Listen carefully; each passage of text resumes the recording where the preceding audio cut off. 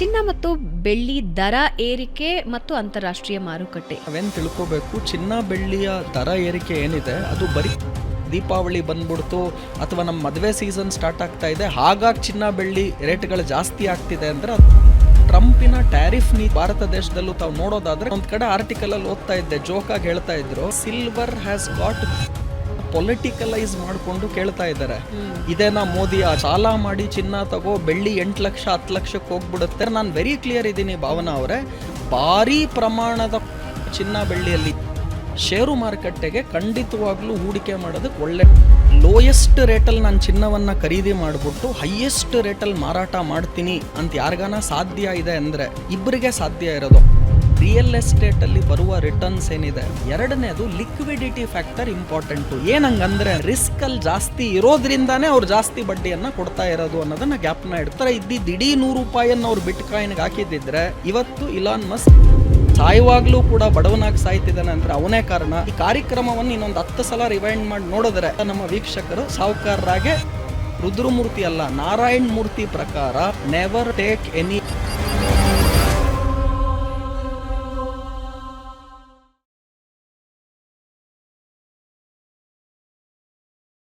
ನಮಸ್ಕಾರ ವೀಕ್ಷಕರೇ, ಬೆಂಗಳೂರು ಬಜ್ ಪಾಡ್ಕಾಸ್ಟ್ಗೆ ಸ್ವಾಗತ. ನಾನು ಭಾವನಾ ನಾಗಯ್ಯ. ಬಂಗಾರ ಭಾರತೀಯರ ಪಾಲಿಗೆ ಅದೊಂದು ಮೋಹನ, ಹೂಡಿಕೆನ ಹಲವಾರು ವಿಧದಲ್ಲಿ ನಾವು ಇದನ್ನು ಅರ್ಥ ಮಾಡ್ಕೊಳ್ಬಹುದು. ಆದರೆ ಬೇರೆ ಬೇರೆ ದೇಶಗಳಿಗೆ ಹೋಲಿಕೆ ಮಾಡಿದ್ರೆ ಭಾರತೀಯರು ಸ್ವಲ್ಪ ಬಂಗಾರ ಮೋಹಿಗಳು ಅಂತಾನೆ ಹೇಳಬಹುದು. ಆದರೆ ದಿನಗಳದಂತೆ ಬಂಗಾರದ ಮೇಲಿನ ಹೂಡಿಕೆ ಬೇರೆ ಬೇರೆ ಆಯಾಮಗಳನ್ನು ಪಡೆದುಕೊಳ್ತಾ ಇದೆ. ಇತ್ತೀಚಿನ ದಿನಗಳಲ್ಲಿ ಬಂಗಾರ ಓಡ್ತಾ ಇರೋ ರೀತಿ, ಅದರ ರೇಟ್ಗಳು ಓಡ್ತಾ ಇರೋ ರೀತಿ ನೋಡಿದ್ರೆ ಎಂಥವ್ರಿಗೂ ಭಯ ಆಗುತ್ತೆ. ಇನ್ನು ಮುಂದಿನ ದಿನಗಳಲ್ಲಿ 1 ಗ್ರಾಮ್ ತಗೊಳ್ಬೇಕು ಅಂದರೆ 1 ಲಕ್ಷ ಖರ್ಚು ಮಾಡೋ ದಿನ ಏನು ದೂರ ಇಲ್ಲ ಅಂತ ಜನ ಮಾತಾಡ್ಕೊಳ್ತಾ ಇದ್ದಾರೆ. ಆದರೆ ಇದರ ಜೊತೆಗೆ ಹೂಡಿಕೆಗೆ ಬೆಸ್ಟ್ ಟೈಮ್ ಅಂತ ಕೂಡ ಹೇಳ್ತಾ ಇದ್ದಾರೆ. ಬೆಳ್ಳಿ ದರ ನೋಡಿದ್ರಲ್ಲ, ಇತ್ತೀಚೆಗೆ ಈಗ ಇಳಿತಾ ಇದೆ ಅನ್ನೋದು ಬಿಟ್ಟರೆ ಹತ್ತತ್ರ 2 ಲಕ್ಷ ರೂಪಾಯಿಗೆ ಹೊಟ್ಟೋಗಿತ್ತು. ಹಾಗಾಗಿ ಇನ್ವೆಸ್ಟ್ಮೆಂಟ್ ಮತ್ತು ಬಂಗಾರ ಬೆಳ್ಳಿ ಇದನ್ನು ಯಾವ ರೀತಿ ನೋಡಬೇಕು? ಇನ್ವೆಸ್ಟ್ಮೆಂಟ್ ಅಂತ ಯೋಚನೆ ಮಾಡಿದಾಗ ಸರಿಯಾದ ಹೂಡಿಕೆನ ಬೆಳ್ಳಿ, ಚಿನ್ನ, ಕ್ರಿಪ್ಟೋ ಕರೆನ್ಸಿ, ಡೈಮಂಡ್ಸ್ ಯಾವ್ಯಾವುದ್ರಲ್ಲಿ ಹೂಡಿಕೆ ಮಾಡಬಹುದು ಅಥವಾ ರಿಯಲ್ ಎಸ್ಟೇಟ್ ಬೆಸ್ಟಾ? ಈ ಎಲ್ಲ ಗೊಂದಲಗಳು ಹಲವಾರು ಜನರನ್ನ ಕಾಡ್ತಾ ಇರುತ್ತೆ. ಇದು ಒಂದು ಕರೆಕ್ಟ್ ಟೈಮ್ ಅಂತ ಅನಿಸುತ್ತೆ ಬೆಳ್ಳಿ ಚಿನ್ನದ ಬಗ್ಗೆ ಮಾತನಾಡೋದು, ಅದರ ಹೂಡಿಕೆ ಎಷ್ಟು ಸರಿ ಇದೆ ಅಂತ ತಿಳ್ಕೊಳ್ಳೋದಕ್ಕೆ. ನಮ್ಮ ಜೊತೆ ಮಾತನಾಡೋದಕ್ಕೆ ಚಾರ್ಟರ್ಡ್ ಅಕೌಂಟೆಂಟ್ ಹಾಗೆ ಇನ್ವೆಸ್ಟ್ಮೆಂಟ್ ಎಕ್ಸ್ಪರ್ಟ್ ಆದ ರುದ್ರಮೂರ್ತಿಯವರು ನಮ್ಮ ಜೊತೆ ಇದ್ದಾರೆ. ಸರ್ ನಮಸ್ಕಾರ, ಕಾರ್ಯಕ್ರಮಕ್ಕೆ ಸ್ವಾಗತ. ಹೇಗಿದ್ದೀರಿ? ನಮಸ್ಕಾರ, ಚೆನ್ನಾಗಿದ್ದೀನಿ madam, thank you so much. ಬಹಳ ವರ್ಷಗಳಾಯಿತು ನಿಮ್ಮನ್ನು ಹೀಗೆ ಭೇಟಿಯಾಗಿ, ಒಂದು ಚರ್ಚೆಯಲ್ಲಿ ಕೂತು ಬಹಳ ವರ್ಷ ಆಯಿತು. ಸೊ ಕನ್ನಡದಲ್ಲಿ ಮಾತನಾಡೋದಕ್ಕೆ ಹೆಮ್ಮೆ ಆಗುತ್ತೆ ಯಾವಾಗಲೂ ಕೂಡ. ಈ ET Now, CNBC ಈ ಥರ ಅಂತಾರಾಷ್ಟ್ರೀಯ ಮಟ್ಟದಲ್ಲಿ ಜಾಸ್ತಿ ಚಾನೆಲ್ಗಳಲ್ಲಿ ಮಾತನಾಡ್ತಾ ಇದ್ದೀನಿ ಇವಾಗ. ಆದರೂ ಕೂಡ ಬ್ಯಾಕ್ ಟು ಹೋಮ್ ಗ್ರೌಂಡ್ ಖಂಡಿತ ಚೆನ್ನಾಗಿ ಅನಿಸುತ್ತೆ. Wonderful sir. ಚಿನ್ನದ ಓಟ ನಾಗಾಲೋಟ ಅನ್ನೋ ಹಾಗಾಗಿದೆ.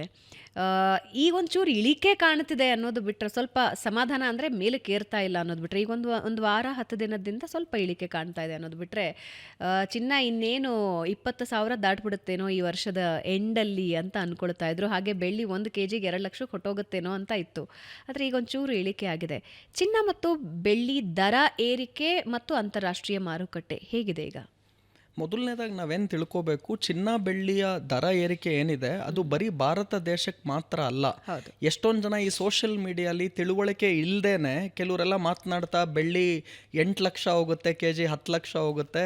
ಚಿನ್ನ ನೀವು ಮಾತಾಡ್ತಾ ಸ್ಟಾರ್ಟಿಂಗಲ್ಲಿ ಹೇಳಿದ್ರಿ ಗ್ರಾಮ್ಗೆ ಏನಾನ 1 ಲಕ್ಷ ಹೋಗುತ್ತಾ ಅಂತ, ನನಗೆ ಭಯ ಆಗೋಯ್ತು ಅಷ್ಟೊಂದು ಆಗೋಗುತ್ತಾ ಅಂತ. ಆದರೆ ಖಂಡಿತವಾಗ್ಲೂ ಎಕ್ಸ್ಪೆಕ್ಟೇಷನ್ಸ್ಗೆ ಏನು ತೊಂದರೆ ಇಲ್ಲ, ಎಷ್ಟು ಬೇಕಾದರೂ ಮಾಡ್ಬೋದು. ಆದರೆ ನಾನೇನು ಹೇಳ್ತೀನಿ ಅಂದರೆ, ಕೆಲವರೆಲ್ಲ ಪೊಲಿಟಿಕಲೈಸ್ ಮಾಡಿಕೊಂಡು ಕೇಳ್ತಾ ಇದ್ದಾರೆ, ಇದೇನಾ ಮೋದಿ ಅಚ್ಚೇದಿನ್ನು, ಬೆಳ್ಳಿ ಇಷ್ಟೊಂದಾಗೋಯ್ತು, ಚಿನ್ನ ಇಷ್ಟೊಂದಾಗೋಯ್ತು, ಸಾಮಾನ್ಯ ಜನ ಹೇಗೆ ತಗೊಳೋದು ಚಿನ್ನ ಬೆಳ್ಳಿನ ಅಂತ. ಆದರೆ ನಾವು ಒಂದು ತಿಳ್ಕೋಬೇಕು, ಅಂತಾರಾಷ್ಟ್ರೀಯ ಮಾರುಕಟ್ಟೆಯಲ್ಲಿ ಚಿನ್ನದ ಬೆಲೆಗಳಲ್ಲಿ ಏರಿಕೆಯನ್ನು ಕಂಡಿದ್ದೀವಿ ಆಲ್ರೆಡಿ. ಕಳೆದ 1 ವರ್ಷದಲ್ಲಿ 1.5 ವರ್ಷದಲ್ಲಿ $2,000 ಪ್ರತಿ ಔನ್ಸ್ ಇದ್ದಂತಹ ಚಿನ್ನ ಅಂತಾರಾಷ್ಟ್ರೀಯ ಮಾರುಕಟ್ಟೆಯಲ್ಲಿ ಇವಾಗ ಅದು ಹತ್ತತ್ರ $3,900 ಪ್ರತಿ ಔನ್ಸ್ಗಿದೆ. ಅಂದರೆ ಹತ್ತತ್ರ ಡಬಲ್ ಅಂತಾರಾಷ್ಟ್ರೀಯ ಮಾರುಕಟ್ಟೆಯಲ್ಲಿ ಆಗೋಗಿದೆ. ಬರೀ ಭಾರತ ದೇಶದಲ್ಲಿ ಮಾತ್ರ ಅಲ್ಲ, ಇದು ಟೈಮ್ ಡ್ಯೂರೇಷನ್ ಎಷ್ಟರಿಂದ ಕಳೆದ 1.5 ವರ್ಷದಲ್ಲಿ ಈ ಚಿನ್ನದ ರೇಟು ಅಂತಾರಾಷ್ಟ್ರೀಯ ಮಾರುಕಟ್ಟೆಯಲ್ಲಿ ಹತ್ತತ್ರ 80% ಏರಿಕೆಯನ್ನು ಕಂಡಿದ್ದೀವಿ. ಏನು ಕಾರಣ ಸರ್? ಮುಂಚೆ ನಾನು ಈ ಕಾರಣಗಳನ್ನು ಮಾತನಾಡ್ತೀನಿ. ಅದಕ್ಕೂ ಮುಂಚೆ ನಾವೇನು ತಿಳ್ಕೋಬೇಕು, ಬರೀ ಭಾರತ ದೇಶಕ್ಕೆ ಮಾತ್ರ ಅಲ್ಲ, ಚಿನ್ನ ಬೆಳ್ಳಿ ರೇಟ್ಗಳು ಅಂತಾರಾಷ್ಟ್ರೀಯ ಮಾರುಕಟ್ಟೆಯಲ್ಲಿ ಜಾಸ್ತಿ ಆದಾಗ ನಮ್ಮಲ್ಲೂ ಕೂಡ ಜಾಸ್ತಿ ಆಗುತ್ತೆ. ಎರಡನೇದು, ರೂಪಾಯಿನ ಮೌಲ್ಯ ಡಾಲರ್ ಎದುರು ಏನು ಅಂತ ನಾವು ನೋಡಬೇಕಾಗತ್ತೆ. ಹತ್ತತ್ರ $1 ₹60 ₹70 ಇದ್ದಂತಹ ಡಾಲರ್ ಬೆಲೆ ಇವಾಗ ಹತ್ತತ್ರ $89 ಹೋಗಿದೆ. ಯಾವಾಗ ಡಾಲರಿನ ಮೌಲ್ಯದಲ್ಲಿ ಹೆಚ್ಚಳ ಅಥವಾ ವೃದ್ಧಿ ಆಗುತ್ತೆ, ರೂಪಾಯಿನ ಮೌಲ್ಯದಲ್ಲಿ ಇಳಿಕೆ ಆಗುತ್ತೆ, ಹಾಗೂ ಯಾವಾಗ ಅಂತಾರಾಷ್ಟ್ರೀಯ ಮಾರುಕಟ್ಟೆಯಲ್ಲಿ ಚಿನ್ನ ಬೆಳ್ಳಿ ದರಗಳಲ್ಲಿ ಏರಿಕೆಯನ್ನು ನಾವು ಕಾಣ್ತೀವಿ, ಆವಾಗ ಇಂಡಿಯಾಲೂ ಕೂಡ ಗೋಲ್ಡ್ ಮತ್ತು ಸಿಲ್ವರ್ ರೇಟ್ಗಳಲ್ಲಿ ಏರಿಕೆ ಆಗುತ್ತೆ. ಸೊ ನಾವು ಯಾವುದೋ ಹಬ್ಬ ಬರ್ತಾ ಇದೆ, ದೀಪಾವಳಿ ಬಂದ್ಬಿಡ್ತು, ಅಥವಾ ನಮ್ಮ ಮದುವೆ ಸೀಸನ್ ಸ್ಟಾರ್ಟ್ ಆಗ್ತಾ ಇದೆ, ಹಾಗಾಗಿ ಚಿನ್ನ ಬೆಳ್ಳಿ ರೇಟ್ಗಳು ಜಾಸ್ತಿ ಆಗ್ತಿದೆ ಅಂದರೆ ಅದು ತಪ್ಪು ಕಲ್ಪನೆ. ಯಾವಾಗ ಅಂತಾರಾಷ್ಟ್ರೀಯ ಮಾರುಕಟ್ಟೆಯಲ್ಲಿ ಚಿನ್ನ ಬೆಳ್ಳಿ ದರಗಳಲ್ಲಿ ಏರಿಕೆ ಆಗುತ್ತೆ ಹಾಗೂ ರೂಪಾಯಿನ ಮೌಲ್ಯದಲ್ಲಿ ಕುಸಿತ, ಡಾಲರ್ ಮೌಲ್ಯದಲ್ಲಿ ಏರಿಕೆ ಯಾವಾಗ ಆಗುತ್ತೋ ಆವಾಗ ಈ ಚಿನ್ನ ಬೆಳ್ಳಿ ರೇಟ್ಗಳಲ್ಲಿ ಏರಿಕೆ ಆಗುತ್ತೆ. ನೀವು ಇವಾಗ ಕೇಳ್ದಂಗೆ ಭಾವನಾ ಅವರೇ, ಅಂತಾರಾಷ್ಟ್ರೀಯ ಮಾರುಕಟ್ಟೆಯಲ್ಲಿ ಜಾಸ್ತಿ ಆಗೋದಕ್ಕೆ ಕಾರಣ ಏನು ಅಂತ ನೀವು ಕೇಳ್ತಿದ್ದೀರಾ.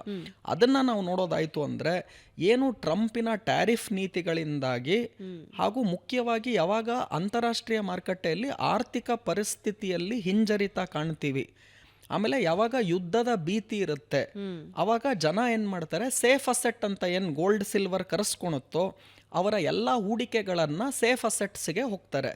ಸೊ ಒಂದು Jio political tension, so Russia Ukraine ಯುದ್ಧ ಆಗಿರ್ಬೋದು, ಇರಾನ್ ಇಸ್ರೇಲು, ಇಂಡಿಯಾ ಪಾಕಿಸ್ತಾನ, ಈ ಥರ ಈ ಎಲ್ಲ ಜಿಯೋ ಪೊಲಿಟಿಕಲ್ ಟೆನ್ಷನ್ಸ್ ಏನಾಗುತ್ತೆ, ಅದಾದಾಗೆಲ್ಲ ಹೂಡಿಕೆಗಳು ಜಾಸ್ತಿ ಏನಾಗುತ್ತೆ, ಸೇಫ್ ಅಸೆಟ್ಸ್ಗಳಿಗೆ ಹೋಗುತ್ತೆ. ಅಂದರೆ ಚಿನ್ನ ಬೆಳ್ಳಿ ಕಡೆಗೆ ಹೂಡಿಕೆ ಬರುತ್ತೆ, ಶೇರ್ ಮಾರ್ಕೆಟ್ ಕಡೆ ಹೂಡಿಕೆ ಕಡಿಮೆ ಆಗುತ್ತೆ. ಹಾಗಾಗಿ ಚಿನ್ನ ಬೆಳ್ಳಿ ಅಂತಾರಾಷ್ಟ್ರೀಯ ಮಾರುಕಟ್ಟೆಯಲ್ಲೂ ಜಾಸ್ತಿ ಆಯಿತು, ನಮ್ಮ ದೇಶದಲ್ಲೂ ಜಾಸ್ತಿ ಆಯಿತು. ಎರಡನೇದಾಗಿ ತುಂಬ ಇಂಪಾರ್ಟೆಂಟು, ಟ್ರಂಪಿನ ಟ್ಯಾರಿಫ್ ನೀತಿಗಳೇನಿದೆ ಅದರಿಂದನೂ ಕೂಡ ಅಂತಾರಾಷ್ಟ್ರೀಯ ಮಾರುಕಟ್ಟೆಯಲ್ಲಿ ಚಿನ್ನ ಬೆಳ್ಳಿ ದರಗಳಲ್ಲಿ ಏರಿಕೆ ಆಯಿತು. ಹಾಗೂ ಷೇರುಪೇಟೆಯಲ್ಲಿ ಖಂಡಿತವಾಗ್ಲೂ ಭಾರತ ದೇಶದಲ್ಲೂ ತಾವು ನೋಡೋದಾದ್ರೆ ಕಳೆದ 1 ವರ್ಷದಲ್ಲಿ 0 ರಿಟರ್ನ್ ಅನ್ನ ಕೊಟ್ಟಿದೆ. ನಾನೊಂದು ಕಡೆ ಆರ್ಟಿಕಲ್ ಅಲ್ಲಿ ಓದ್ತಾ ಇದ್ದೆ, ಜೋಕಾಗಿ ಹೇಳ್ತಾ ಇದ್ರು. ಅವ್ರೇನ್ ಹೇಳ್ತಾರೆ ಅಂದ್ರೆ, silver has got gold place ಅಂದ್ರೆ ಫಸ್ಟ್ ಪ್ಲೇಸ್, ಆಮೇಲೆ gold has got second place ಅಂದ್ರೆ silver place, Nifty Sensex has got participatory certificate ಅಂತ ಹೇಳ್ತಾರೆ. ಅಂದರೆ 1 ವರ್ಷದಲ್ಲಿ ಚಿನ್ನ 60% ಏರಿಕೆಯನ್ನು ಕೊಟ್ಟರೆ, ಅದೇ 1 ವರ್ಷದಲ್ಲಿ ಬೆಳ್ಳಿ 70% ಏರಿಕೆಯನ್ನು ಕೊಟ್ಟಿದೆ ಕಳೆದ 1 ವರ್ಷದಲ್ಲಿ. ಆದರೆ ಷೇರುಪೇಟೆಯನ್ನು ನೋಡೋದಾದರೆ ಕಳೆದ 1 ವರ್ಷದಲ್ಲಿ, ಲಾಸ್ಟ್ ದೀಪಾವಳಿಯಿಂದ ಈ ದೀಪಾವಳಿಗೆ ನೋಡಿದ್ರೆ 0% ರಿಟರ್ನ್ ಅನ್ನು ಷೇರು ಮಾರುಕಟ್ಟೆ ಕೊಟ್ಟಿದೆ. ಸೊ ಹೀಗಾಗಿ ಅಂತಾರಾಷ್ಟ್ರೀಯ ಮಾರುಕಟ್ಟೆಯಲ್ಲಿ ಇದೆಲ್ಲ ಆದರೆ, ಮತ್ತೊಂದು ಕಡೆ ಡಿ-ಡಾಲರೈಸೇಷನ್ ಅಂತ ತುಂಬಾ ಇಂಪಾರ್ಟೆಂಟ್ ಕಾನ್ಸೆಪ್ಟ್ ಇದೆ. ನಮ್ಮ ಎಲ್ಲ ಪಬ್ಲಿಕ್ಗೆ, ನಮ್ಮ ವ್ಯೂವರ್ಸ್ಗೆ ಈಸಿಯಾಗಿ ಏನಿದು ಡಿ-ಡಾಲರೈಸೇಷನ್, ಒಬ್ಬ ಸಾಮಾನ್ಯ ಮನುಷ್ಯನು ಅರ್ಥ ಮಾಡ್ಕೊಳೋ ಅಂತ ಸಂಗತಿ ಇದು ಏನು ಅಂದರೆ, ಅಂತಾರಾಷ್ಟ್ರೀಯ ಮಾರುಕಟ್ಟೆಯಲ್ಲಿ ಕಂಟ್ರೀಸ್ ಅಂದರೆ ಬೇರೆ ಬೇರೆ ದೇಶಗಳು ಡಾಲರ್ಗಳನ್ನು ರಿಸರ್ವ್ ಆಗಿ ಇಟ್ಕೊಂಡಿರ್ತಾರೆ. ಸೊ ಫಾರೆಕ್ಸ್ ರಿಸರ್ವ್ ಅಂತ ನಾವು ಇದನ್ನ ಕರಿತೀವಿ. ಯಾವ ರೀತಿ ನಾವು ಹಣವನ್ನ ಶೇಖರಣೆ ಮಾಡ್ತೀವಿ, ನಾವು ಸಂಗ್ರಹಿಸ್ತೀವಿ, ಸ್ಟೋರೇಜ್ ಮಾಡ್ತೀವಿ, ಅದೇ ತರ ಸೆಂಟ್ರಲ್ ಬ್ಯಾಂಕ್ಗಳು ಅಂದ್ರೆ ದೇಶದ ಸೆಂಟ್ರಲ್ ಬ್ಯಾಂಕ್, ಈಗ ಇಂಡಿಯಾದು ಸೆಂಟ್ರಲ್ ಬ್ಯಾಂಕ್ ಯಾವುದು, ರಿಸರ್ವ್ ಬ್ಯಾಂಕ್ ಆಫ್ ಇಂಡಿಯಾ. ಅದೇ ತರ Saudi Arabia, People's Bank of China, ಅಮೇರಿಕಾದ ಫೆಡರಲ್ ರಿಸರ್ವ್, ಈ ತರ ಎಲ್ಲ ದೇಶದ ಸೆಂಟ್ರಲ್ ಬ್ಯಾಂಕ್ಗಳೇನಿತ್ತು ಅವರು ಡಾಲರ್ಗಳನ್ನು ಇಟ್ಕೊಂಡಿದ್ರು ಸ್ಟೋರೇಜ್ ಆಗಿ, ರಿಸರ್ವ್ ಆಗಿ. ಆ ಡಾಲರ್ಗಳನ್ನ ಮಾರ್ಬಿಟ್ಟು ಅದನ್ನ ಗೋಲ್ಡ್ಗೆ ಕನ್ವರ್ಟ್ ಮಾಡ್ತಾ ಇದ್ರು. ಸೊ ಯಾವಾಗ ಡಾಲರ್ಗಳನ್ನ ಮಾರಾಟ ಮಾಡಿ ಗೋಲ್ಡ್ ಮತ್ತೆ ಸಿಲ್ವರ್ ಅನ್ನ ಸೆಂಟ್ರಲ್ ಬ್ಯಾಂಕ್ಗಳು ಪರ್ಚೇಸ್ ಮಾಡಕ್ ಶುರು ಮಾಡ್ತು, ಹಾಗೂ ಇನ್ಸ್ಟಿಟ್ಯೂಷನ್ಸ್, ದೊಡ್ಡ ದೊಡ್ಡ ಸಂಸ್ಥೆಗಳು ಚಿನ್ನ ಬೆಳ್ಳಿಯನ್ನ ಖರೀದಿ ಮಾಡಕ್ ಸ್ಟಾರ್ಟ್ ಮಾಡಿದ್ರು, ಅವಾಗ ಅಂತಾರಾಷ್ಟ್ರೀಯ ಮಾರುಕಟ್ಟೆಯಲ್ಲಿ ಈ ದಿಢೀರ್ ಏರಿಕೆಯನ್ನ ನಾವು ಕಂಡ್ವಿ. ಈ ಡಿ-ಡಾಲರೈಸೇಷನ್ ಅಂದ್ರೆ ಏನು ಅಂದ್ರೆ, ಡಾಲರ್ಗಳನ್ನ ಮಾರಾಟ ಮಾಡಿ, ನಿಮ್ಮ ಸಂಗ್ರಹದಲ್ಲಿ ಏನ್ ಡಾಲರ್ಸ್ಗಳಿತ್ತು ಅದನ್ನ ಮಾರಾಟ ಮಾಡಿ ಚಿನ್ನ ಮತ್ತೆ ಬೆಳ್ಳಿಯನ್ನ ಖರೀದಿ ಮಾಡಕ್ ಸ್ಟಾರ್ಟ್ ಮಾಡಿದ್ರು. ಬರೀ ಸಾಮಾನ್ಯ ಜನ ಅಥವಾ ರಿಟೇಲ್ ಪಬ್ಲಿಕ್, ಅಂತಾರಾಷ್ಟ್ರೀಯ ಮಾರುಕಟ್ಟೆಯಲ್ಲೂ ಸಾಮಾನ್ಯ ಜನಗಳು ಪರ್ಚೇಸ್ ಮಾಡಿದ್ರೆ ಈ ತರ 60-70% 1 ವರ್ಷಕ್ಕೆ ಏರಿಕೆ ಖಂಡಿತ ಕಾಣಕ್ಕಾಗಲ್ಲ. ಯಾವಾಗ ಇನ್ಸ್ಟಿಟ್ಯೂಷನ್ಸ್ ಅಥವಾ ದೊಡ್ಡ ದೊಡ್ಡ ಸಂಸ್ಥೆಗಳು, ಸೆಂಟ್ರಲ್ ಬ್ಯಾಂಕ್ಗಳು ಯಾವಾಗ ಚಿನ್ನವನ್ನ ಖರೀದಿ ಮಾಡಕ್ ಶುರು ಮಾಡಿದ್ರೋ, ಅವರು ಖರೀದಿ ಮಾಡುವಂತಹ ಪ್ರಮಾಣ ಏನಿದೆ, ಪ್ರಪೋರ್ಷನ್ ಏನಿದೆ, ಅದು ತುಂಬಾ ಜಾಸ್ತಿ ಇತ್ತು. ಹಾಗಾಗಿ ಈ ದಿಢೀರ್ ಏರಿಕೆಯನ್ನ ಚಿನ್ನ ಬೆಳ್ಳಿಯಲ್ಲಿ ನಾವು ಅಂತಾರಾಷ್ಟ್ರೀಯ ಮಾರುಕಟ್ಟೆಯಲ್ಲಿ ಕಂಡಿದ್ದೀವಿ. ಹಾಗಾಗಿ ನಮ್ಮ ದೇಶದಲ್ಲೂ ಕೂಡ ಈ ಭಾರಿ ಪ್ರಮಾಣದ ಏರಿಕೆ ಆಗಿದೆ.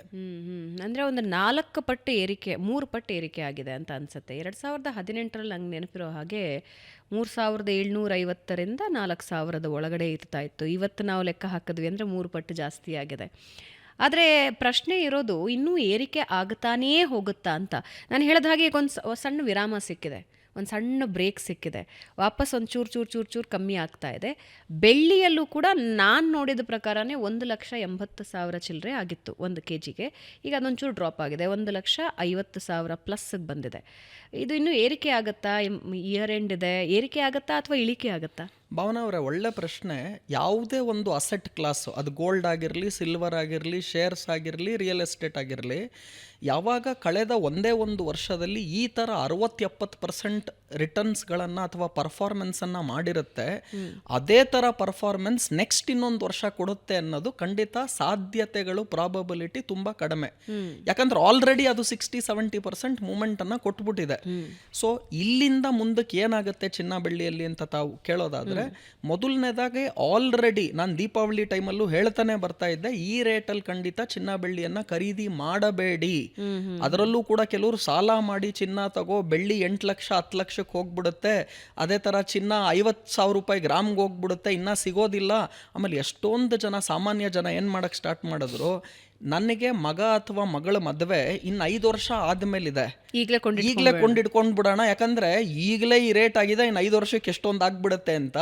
ಇವ್ರು ಎಲ್ಲರೂ ಕೂಡ 5 ವರ್ಷ ಆದಮೇಲೆ ಆಗೋ ಅಂಥ ಮದುವೆಗೆ ಈಗಲೇ ಗೋಲ್ಡ್ ಸಿಲ್ವರ್ ಖರೀದಿ ಮಾಡೋದಕ್ಕೆ ಸ್ಟಾರ್ಟ್ ಮಾಡಿದ್ರು. ನನ್ನ ಗಮನಕ್ಕೆ ಬಂದಿದ್ದು ಈ ಬೆಳ್ಳಿ ಬಿಸ್ಕೆಟ್ಗಳ ಖರೀದಿ ಜಾಸ್ತಿ ಆಯಿತು. 2019-20 ಇದೇ ರೀತಿ ಬೆಳ್ಳಿ ರೇಟ್ ಜಾಸ್ತಿಯಾಗಿ 1 ಲಕ್ಷ ದಾಟಿದ್ದು. ನೀವು ಹೇಳೋದ್ ಥರನೇ ಭಾವನಾ ಅವರೇ, 75,000ಕ್ಕೆ ಹೋಯ್ತು 35,000 ಇಂದ. ಬರೀ 35,000 ಕೆಜಿಗೆ ಇದ್ದಂತ ಬೆಳ್ಳಿ ನನ್ನ ಜ್ಞಾಪನದ ಪ್ರಕಾರ 1 ಲಕ್ಷಕ್ಕೆ ಹೋಗ್ಬಿಡುತ್ತೆ ಅಂತಿದ್ರು, 75,000ವರೆಗೂ ಹೋಯ್ತು. ಅದಾದ್ಮೇಲೆ ತಿರ್ಗಾ ವಾಪಸ್ ಕರೆಕ್ಷನ್ ಕೊಟ್ಟು ಒಂದು 55-60,000ಕ್ಕೆ ಬಂತು.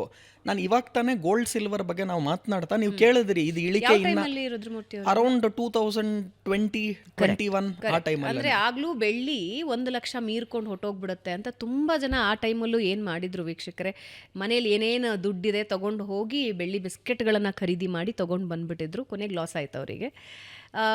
ಅಟ್ ದ ಸೇಮ್ ಟೈಮ್ ಈಗಲೂ ಹಾಗೆ ಆಗ್ತಾ ಇದೆ. ನಾನು ಅದಕ್ಕೆ ಈ ಪ್ರಶ್ನೆ ಕೇಳ್ತಾ ಇದ್ದೀನಿ. ತುಂಬ ಜನ ಏನು ಮಾಡ್ತಿದ್ದಾರೆ, ಬೆಳ್ಳಿಯಲ್ಲಿ ಇನ್ವೆಸ್ಟ್ ಮಾಡಿದ್ರೆ ಮುಂದಿನ ದಿನಗಳಲ್ಲಿ ಒಳ್ಳೆ ಲಾಭ ಬರುತ್ತೆ ಅಂತ ಹೇಳಿ ತಮ್ಮ ಹತ್ರ ಏನೇನು ಇನ್ವೆಸ್ಟ್ಮೆಂಟ್ ಇದೆಯೋ ಅಥವಾ ಬೇರೆ ಎಲ್ಲೋ ಕೂಡಿಟ್ಟಿರೋದು, FDನೋ ಇನ್ನೊಂದು ಮುರಿದು ತೊಗೊಂಡು ಬಂದು ಬೆಳ್ಳಿ ಬಿಸ್ಕೆಟ್ಗಳನ್ನು ಖರೀದಿ ಮಾಡ್ತಿದ್ದಾರೆ. ಕೆಲವರು ಚಿನ್ನದ ಮೇಲೆ ಇನ್ವೆಸ್ಟ್ ಮಾಡ್ತಾ ಇದ್ದಾರೆ. Is it a right time?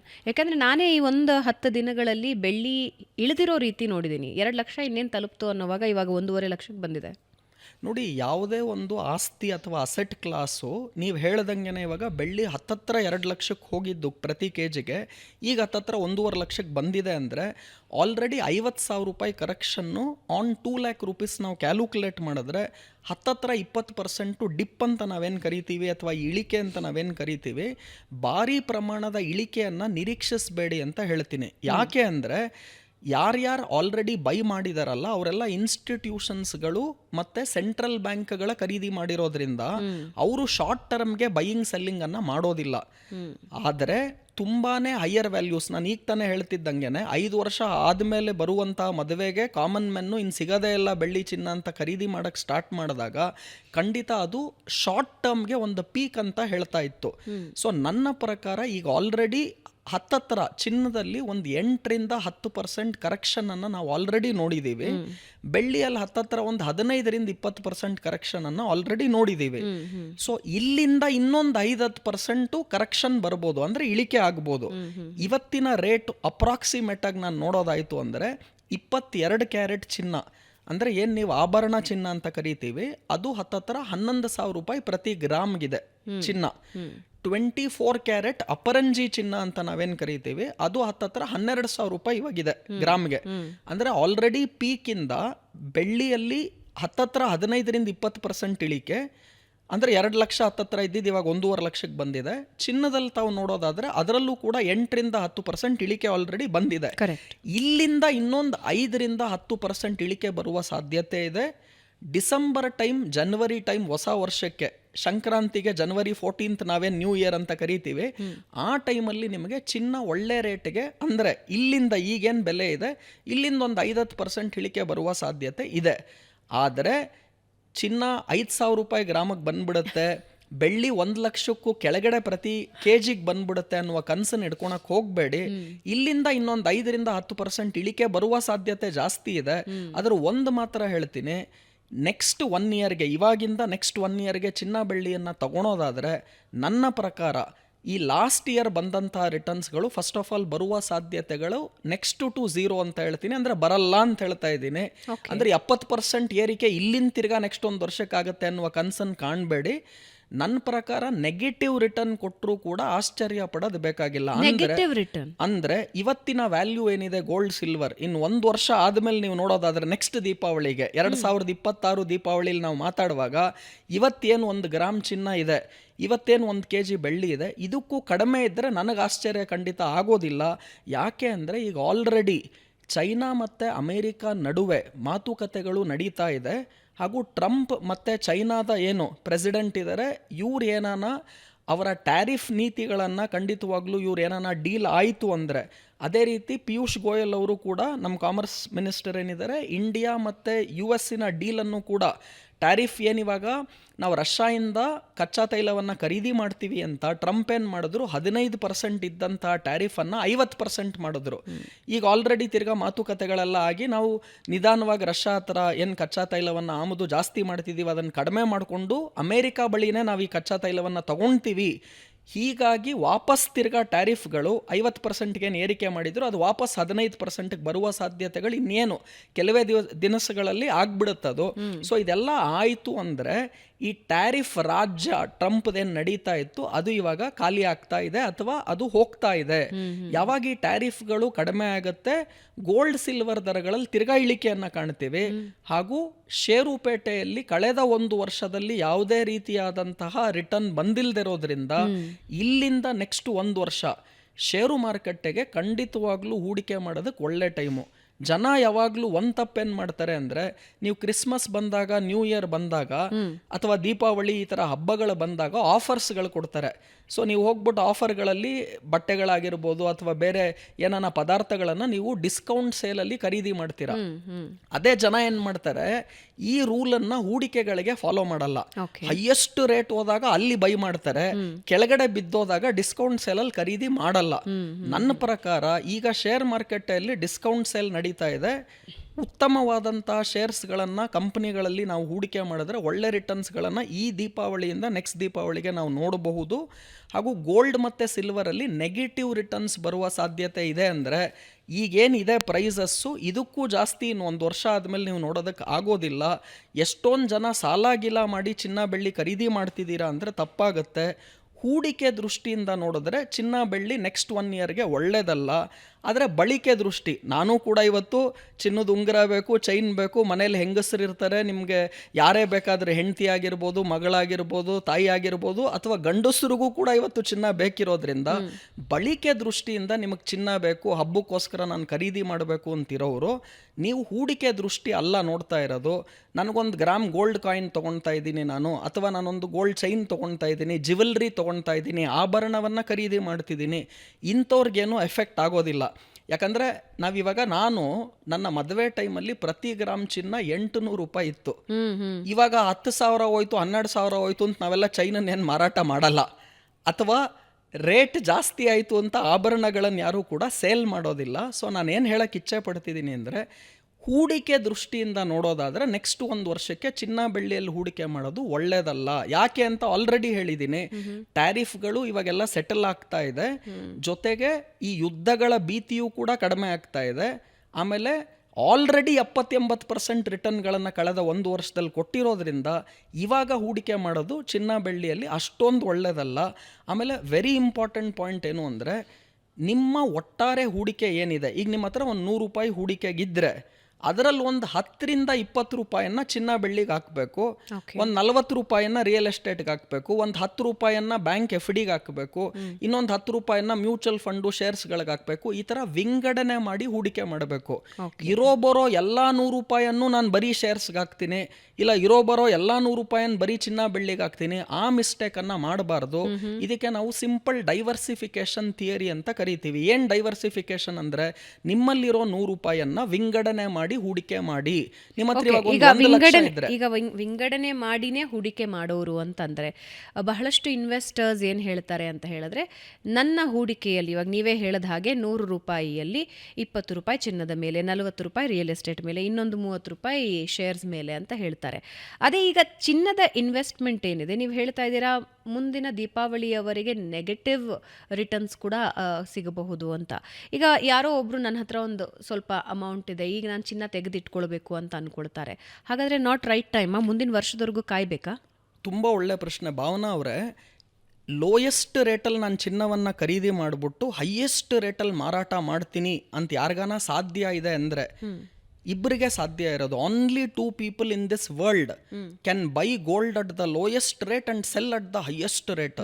ಯಾರು ಅಂದರೆ, ಒಂದು ಗಾಡ್, 2 ಲಯರ್, ಸುಳ್ಳೇಳೋರು. ಸೊ ಅಂದರೆ ಕೆಲವರು ಸುಳ್ಳೇಳೋರು ಏನು ಮಾಡ್ತಾರೆ, ನಾನು ಎಕ್ಸಾಕ್ಟಾಗಿ ಇಷ್ಟೇ ಲೋಯೆಸ್ಟ್ ಬಂದಾಗ ನಾನು ಖರೀದಿ ಮಾಡಿಬಿಟ್ಟೆ, ಹೈಯೆಸ್ಟ್ ಬಂದಾಗ ಸೇಲ್ ಮಾಡಿಬಿಟ್ಟೆ ಅಂತ ಈಗ ಹೇಳ್ತಾರೆ. ಹೋದ ವರ್ಷ ತಗೊಂಡು ಗೋಲ್ಡ್ ಯಾರು ತಗೊಂಡಿದ್ರು, ಇವತ್ತು ಅವ್ರು ಮಾರಿದ್ರೆ ಅವರಿಗೆ ದಿ ಬೆಸ್ಟ್ ರೇಟ್ ಸಿಕ್ಕಿದೆ. ನಾನು ನಿಮ್ಗೆ ಹೇಳ್ದಂಗೆ ನನ್ನ ಮದುವೆ ಟೈಮಲ್ಲಿ 800 ರೂಪಾಯಿ ಇತ್ತು ಗ್ರಾಮ್ಗೆ, ಇವಾಗ 12,000 ರೂಪಾಯಿ ಇದೆ ಅಂದರೆ ಅಷ್ಟೊಂದು ರಿಟರ್ನ್ ಇದೆ. ಬಟ್ ನಾವು ಗೋಲ್ಡನ್ ಮಾರಲ್ಲ. 800 ರೂಪಾಯಿಗೆ ನಾವು ಏನು ಚಿನ್ನವನ್ನು ತಗೊಂಡಿತ್ತು ಅಂದ್ವಿ, ಅದು ಹೂಡಿಕೆ ದೃಷ್ಟಿಯಿಂದ ತಗೊಂಡಿರಲಿಲ್ಲ. It was bought for consumption, ಅಂದರೆ ಬಳಕೆ ದೃಷ್ಟಿಯಿಂದ ನಾವೊಂದು ಜ್ಯುವೆಲ್ರಿಯನ್ನು ಏನೋ ತೊಗೊಂಡಿದ್ವಿ. ಯಾರ್ಯಾರು ಹೂಡಿಕೆ ದೃಷ್ಟಿಯಿಂದ ಚಿನ್ನ ಬೆಳ್ಳಿಯನ್ನು ತಗೊಂಡಿದ್ದೀರೋ ಈಗಿರುವ ರೇಟ್ಗಳಲ್ಲಿ ಮಾರಾಟ ಒಂಚೂರಾದರೂ ಮಾಡೋದು ಒಳ್ಳೆಯದು ಈಗ. ಯಾಕಂದರೆ ಆಲ್ರೆಡಿ ನಿಮ್ಗೆ ಒಳ್ಳೆ ರಿಟರ್ನ್ಸ್ ಬರ್ತಿದೆ.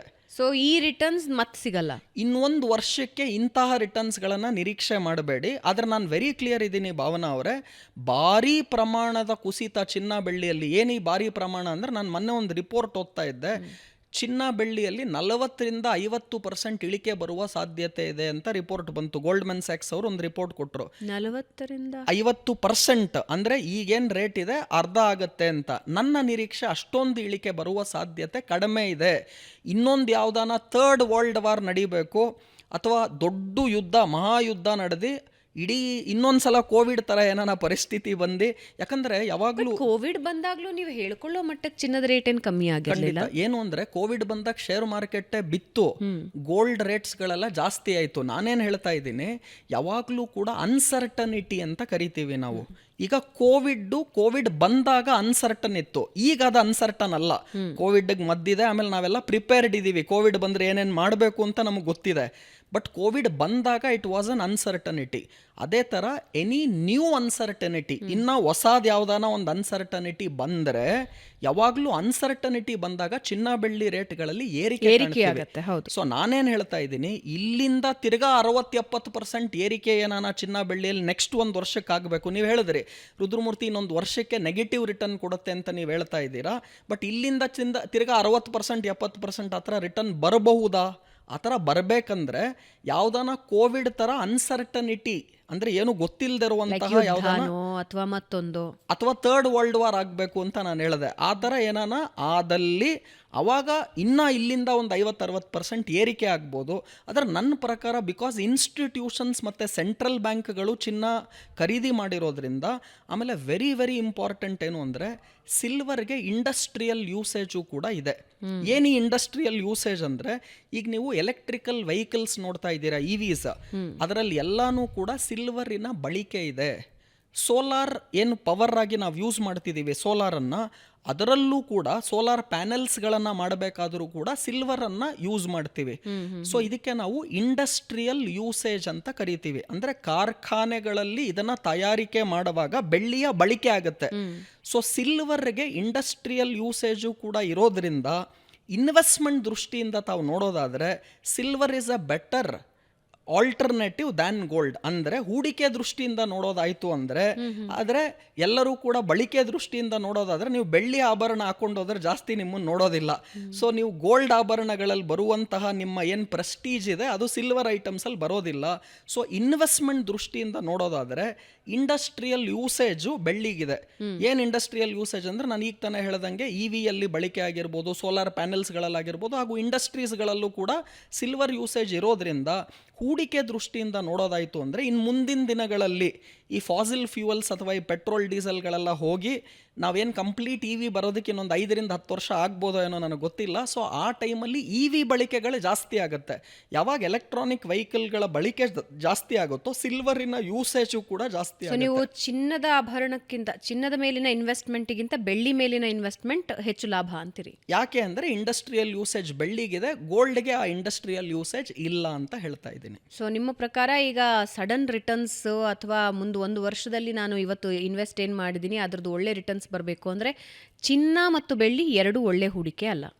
ಚಿನ್ನ ಬೆಳ್ಳಿಯಲ್ಲಿ ಹೂಡಿಕೆ ಮಾಡಿದ್ರೂ ಕೂಡ ಮುಂದಿನ 1 ವರ್ಷದಲ್ಲಿ ನಿಮ್ಮ ಹತ್ರ 100 ರೂಪಾಯಿ ಇದ್ರೆ ಅದರಲ್ಲಿ ಒಂದು 10 ರೂಪಾಯಿಯನ್ನ ಚಿನ್ನ ಬೆಳ್ಳಿಯಲ್ಲಿ ಹಾಕಿ. ಅದಕ್ಕೂ ಜಾಸ್ತಿ ಹಾಕ್ಬೇಡಿ. 10% ಆಫ್ ಯುವರ್ ಟೋಟಲ್ ಇನ್ವೆಸ್ಟ್ಮೆಂಟ್ ಏನಿದೆ, ನಾನು ಈಗ ತಾನೇ ಹೇಳ್ದಂಗೆ ದೇವರು ಮತ್ತೆ ಸುಳ್ಳು ಹೇಳೋರು ಇವರಿಬ್ಬರು ಬಿಟ್ಟರೆ ಎಕ್ಸಾಕ್ಟ್ ಬಾಟಮ್ ಪೀಕನ್ನು ಹೇಳಕ್ಕೆ ಯಾರಿಗೂ ಸಾಧ್ಯ ಇಲ್ಲ, ನನಗೂ ಆಗೋದಿಲ್ಲ. ಆದರೆ ನನ್ನ 23 ವರ್ಷದ ಎಕ್ಸ್ಪೀರಿಯನ್ಸ್ ಏನಿದೆ ಇನ್ವೆಸ್ಟ್ಮೆಂಟ್ ಜಗತ್ತಿನಲ್ಲಿ, ಅದರ ಅನಾಲಿಸಿಸ್ ಮತ್ತು ಆರ್ಥಿಕವಾಗಿ ನಾವು ಏನೇನು ನಡೀತಾ ಇದೆ ನಮ್ಮ ಸುತ್ತಲೂ, ಇವಾಗ ನಾಳೆ ಇನ್ನೊಂದು ಯಾವುದೋ ಹೊಸ ಮಾಹಿತಿ ಬರ್ಬೋದು, ನಾನು ಅದನ್ನು ಇವತ್ತು ಡಿಸ್ಕಸ್ ಮಾಡಿಲ್ಲದೆ ಇರ್ಬೋದು. ಸೊ ಹಾಗಾಗಿ ನಾನು ಏನು ಹೇಳ್ತಾ ಇದ್ದೀನಿ, ಹೂಡಿಕೆ ದೃಷ್ಟಿಯಿಂದ ನೋಡೋದಾದರೆ, ಬಳಕೆ ದೃಷ್ಟಿಯಲ್ಲ ಹೂಡಿಕೆ ದೃಷ್ಟಿಯಿಂದ ನೋಡೋದಾದರೆ ನೆಕ್ಸ್ಟ್ 1 ಇಯರ್ಗೆ ಗೋಲ್ಡ್ ಸಿಲ್ವರಲ್ಲಿ ಜಾಸ್ತಿ ರಿಟರ್ನನ್ನು ಎಕ್ಸ್ಪೆಕ್ಟ್ ಮಾಡಬೇಡಿ. ನನ್ನ ಪ್ರಕಾರ ನೆಗೆಟಿವ್ ರಿಟರ್ನ್ ಬಂದರೂ ಆಶ್ಚರ್ಯ ಪಡೋದು ಬೇಕಾಗಿಲ್ಲ. ಅಂದರೆ ಇಳಿಕೆ ಆದರೂ ಇವತ್ತು ನೀವು 1 ಗ್ರಾಮ್ ಗೋಲ್ಡ್ ತೊಗೊಂಡಿದ್ದೀರಾ, ಫಾರ್ ಎನ್ ಎಕ್ಸಾಂಪಲ್ 12,000 ರೂಪಾಯಿ ಕೊಟ್ಟು ಗೋಲ್ಡ್ ತೊಗೊಂಡಿದ್ದೀರಾ ಅಂದರೆ ಮುಂದಿನ ದೀಪಾವಳಿಯ ಒಳಗೆ ಅದು ಒಂದು ಚೂರು ಇಳಿದ್ರೂ 10,000 ಬಂದಿರಬಹುದು, 11,000 ಬಂದಿರಬಹುದು, 11,000 ಆಗಿರಬಹುದು. ಆದರೆ ಒಂದಂತೂ ಸ್ಪಷ್ಟ ವೀಕ್ಷಕರೇ, ರುದ್ರಮೂರ್ತಿ ಅವರು ಹೇಳ್ತಾ ಇದ್ದಾರೆ, ಕೆಲವೊಂದು ಆರ್ಟಿಕಲ್ಸ್ ನಾವು ನೋಡ್ತಾನೆ ಇರ್ತೀವಿ, 5,000ಕ್ಕೆ ಬೀಳುತ್ತಂತೆ ಚಿನ್ನ, 6,000ಕ್ಕೆ ಬೀಳುತ್ತಂತೆ. ದಟ್ ಈಸ್ ನಾಟ್ ಪಾಸಿಬಲ್, ಅದು ಸಾಧ್ಯ ಇಲ್ಲ. ಆದರೆ ನೀವು ತಗೊಂಡಿದ್ದಕ್ಕಿಂತ ಒಂದು ಚೂರು ಇಳಿಬಹುದು. ಆದರೆ ಇದು ರುದ್ರಮೂರ್ತಿ ಅವರು ಹೇಳ್ತಾ ಇರೋದು ಸ್ಪಷ್ಟವಾಗಿದೆ, ಮುಂದಿನ ದೀಪಾವಳಿವರೆಗೆ, ಅಂದರೆ ಮುಂದಿನ ವರ್ಷದವರೆಗೆ. ಅದಾದಮೇಲೆ ಅದು ಏರಿಕೆನೂ ಕಾಣಬಹುದು ಅಥವಾ ಬದಲಾವಣೆಗಳಿಗೆ ತಕ್ಕ ಹಾಗೆ ಪ್ರೈಸ್ನಲ್ಲಿ ವೇರಿಯೇಷನ್ಸ್ ಆಗಬಹುದಾಗಿದೆ. ಓಕೆ, ಈ ಟ್ರೆಡಿಷ್ನಲ್ ಇನ್ವೆಸ್ಟ್ಮೆಂಟ್, ಭಾರತೀಯರಿಗಂತೂ ಗೋಲ್ಡು ಮತ್ತು ಸಿಲ್ವರ್ ಅನ್ನೋದು ಟ್ರೆಡಿಷ್ನಲ್ ಇನ್ವೆಸ್ಟ್ಮೆಂಟ್ ಅಂತ ನೋಡುವಾಗ ಇವಾಗಿನ ಯಂಗ್ಸ್ಟರ್ಸ್ ಹೆಚ್ಚು ಗಮನ ಕೊಡ್ತಾ ಇರೋದು ರಿಯಲ್ ಎಸ್ಟೇಟ್, ಆಮೇಲೆ ಶೇರ್ಸ್ ಮೇಲೆ. ಸೊ ಚಿನ್ನ ಮತ್ತು ಬೆಳ್ಳಿಯ ಮೇಲಿನ ಇನ್ವೆಸ್ಟ್ಮೆಂಟ್ ಮತ್ತು ರಿಯಲ್ ಎಸ್ಟೇಟಿಗೆ ಹೋಗೋಣ. ಫಸ್ಟು ರಿಯಲ್ ಎಸ್ಟೇಟ್ ಇನ್ವೆಸ್ಟ್ಮೆಂಟ್ ಎರಡಕ್ಕೂ ಇರೋ ವ್ಯತ್ಯಾಸ ಮತ್ತು ಲಾಭ ಯಾವುದರಲ್ಲಿ ಹೆಚ್ಚು? ನೋಡಿ, ಅನೇಕ ಜನ ತಪ್ಪು ಕಲ್ಪನೆ ಇದೆ ಭಾವನಾ ಅವರೇ. ಇವತ್ತು ನಿಮ್ಮ ಕಾರ್ಯಕ್ರಮದ ಮುಖಾಂತರ, ಈ ಸುವರ್ಣ ಡಿಜಿಟಲ್ ಪ್ರೋಗ್ರಾಮಿನ ಮುಖಾಂತರ ಎಲ್ಲರಿಗೂ ತಿಳ್ಕೊಳ್ಬೇಕು, ರಿಯಲ್ ಎಸ್ಟೇಟಲ್ಲಿ ಬರುವ ರಿಟರ್ನ್ಸ್ ಏನಿದೆ ಬ್ಯಾಂಕ್ FD ರಿಟರ್ನ್ಗೂ ಕಡಿಮೆ ಇದೆ ಅನ್ನೋದನ್ನು ನಾನು ಕ್ಲಿಯರ್ ಕಟ್ಟಾಗಿ ಹೇಳ್ತಾ ಇದ್ದೀನಿ. ಹೇಗೆ ಹೇಳ್ತೀರಿ ಅದನ್ನು? ಸೊ ವೆರಿ ಸ್ಪಷ್ಟವಾಗಿ ಎಕ್ಸಾಂಪಲ್ ಮುಖಾಂತರ ತಮ್ಗೆ ಹೇಳ್ತಾ ಇದ್ದೀನಿ. ಮೊದಲನೇದಾಗಿ ರಿಯಲ್ ಎಸ್ಟೇಟ್ ಇನ್ವೆಸ್ಟ್ಮೆಂಟ್ಗೂ ಗೋಲ್ಡ್ ಸಿಲ್ವರ್ ಅಥವಾ ಶೇರ್ಸ್ಗೂ ಏನು ವ್ಯತ್ಯಾಸ ಅಂತ ತಾವು ನೋಡೋದಾದರೆ, ನಂಬರ್ 1, ನಿಮ್ಮ ಹತ್ರ ಇವಾಗ ಒಂದು 10-12 ರೂಪಾಯಿ ಇದೆ ಅನ್ಕೊಳ್ಳಿ, ನೀವು 1 ಗ್ರಾಮ್ ಚಿನ್ನವನ್ನು ಖರೀದಿ ಮಾಡ್ಬೋದು. 12,000 ಇದ್ರೆ 12,000ಕ್ಕೆ ಯಾವ ಸೈಟ್ ಬರುತ್ತೆ ರಿಯಲ್ ಎಸ್ಟೇಟ್ ಅಲ್ಲಿ? ಬರಲ್ಲ. ಅಂದ್ರೆ ರಿಯಲ್ ಎಸ್ಟೇಟ್ ಹೂಡಿಕೆಗೆ you need big amount. At least ಒಂದು ಸೈಟ್ ತಗೋಬೇಕು, ಚಿಕ್ಕ 30-40 ಸೈಟ್ ತಗೋಬೇಕು ಅಂದ್ರೂ ನಿಮ್ಮ ಕೈಲಿ ಒಂದು 30 lakh 50 lakh. So amount required for real estate ಏನಿದೆ ಅದು ಲಾರ್ಜ್ ಇದೆ. ಅದೇ ಗೋಲ್ಡ್ ಸಿಲ್ವರು ಶೇರ್ಸು ಇದೆಲ್ಲ, ಇವಾಗ ಫಾರ್ ಎಕ್ಸಾಂಪಲ್ ಒಳ್ಳೆ ಕಂಪನಿ ITC ಅಂತ ಕಂಪನಿ ಇವಾಗ ನಿಮಗೆ ಶೇರ್ ರೇಟ್ ನೋಡಿದ್ರೆ ಒಂದು 425 ರೂಪಾಯಿ ಇದೆ. ಸೊ ನಿಮ್ಮ ಹತ್ರ ಬರೀ 425 ರೂಪಾಯಿ ಇದ್ರೂ ಒಂದು ಶೇರ್ ITC ತಗೋಬೋದು. ಮ್ಯೂಚುವಲ್ ಫಂಡ್ ಬರೀ 500 ರೂಪಾಯಿ ಇದ್ದರೂ ಕೂಡ ನಾನು ಒಂದು ಮ್ಯೂಚುವಲ್ ಫಂಡ್ ಯೂನಿಟ್ಗೆ ಹೂಡಿಕೆ ಮಾಡ್ಬೋದು.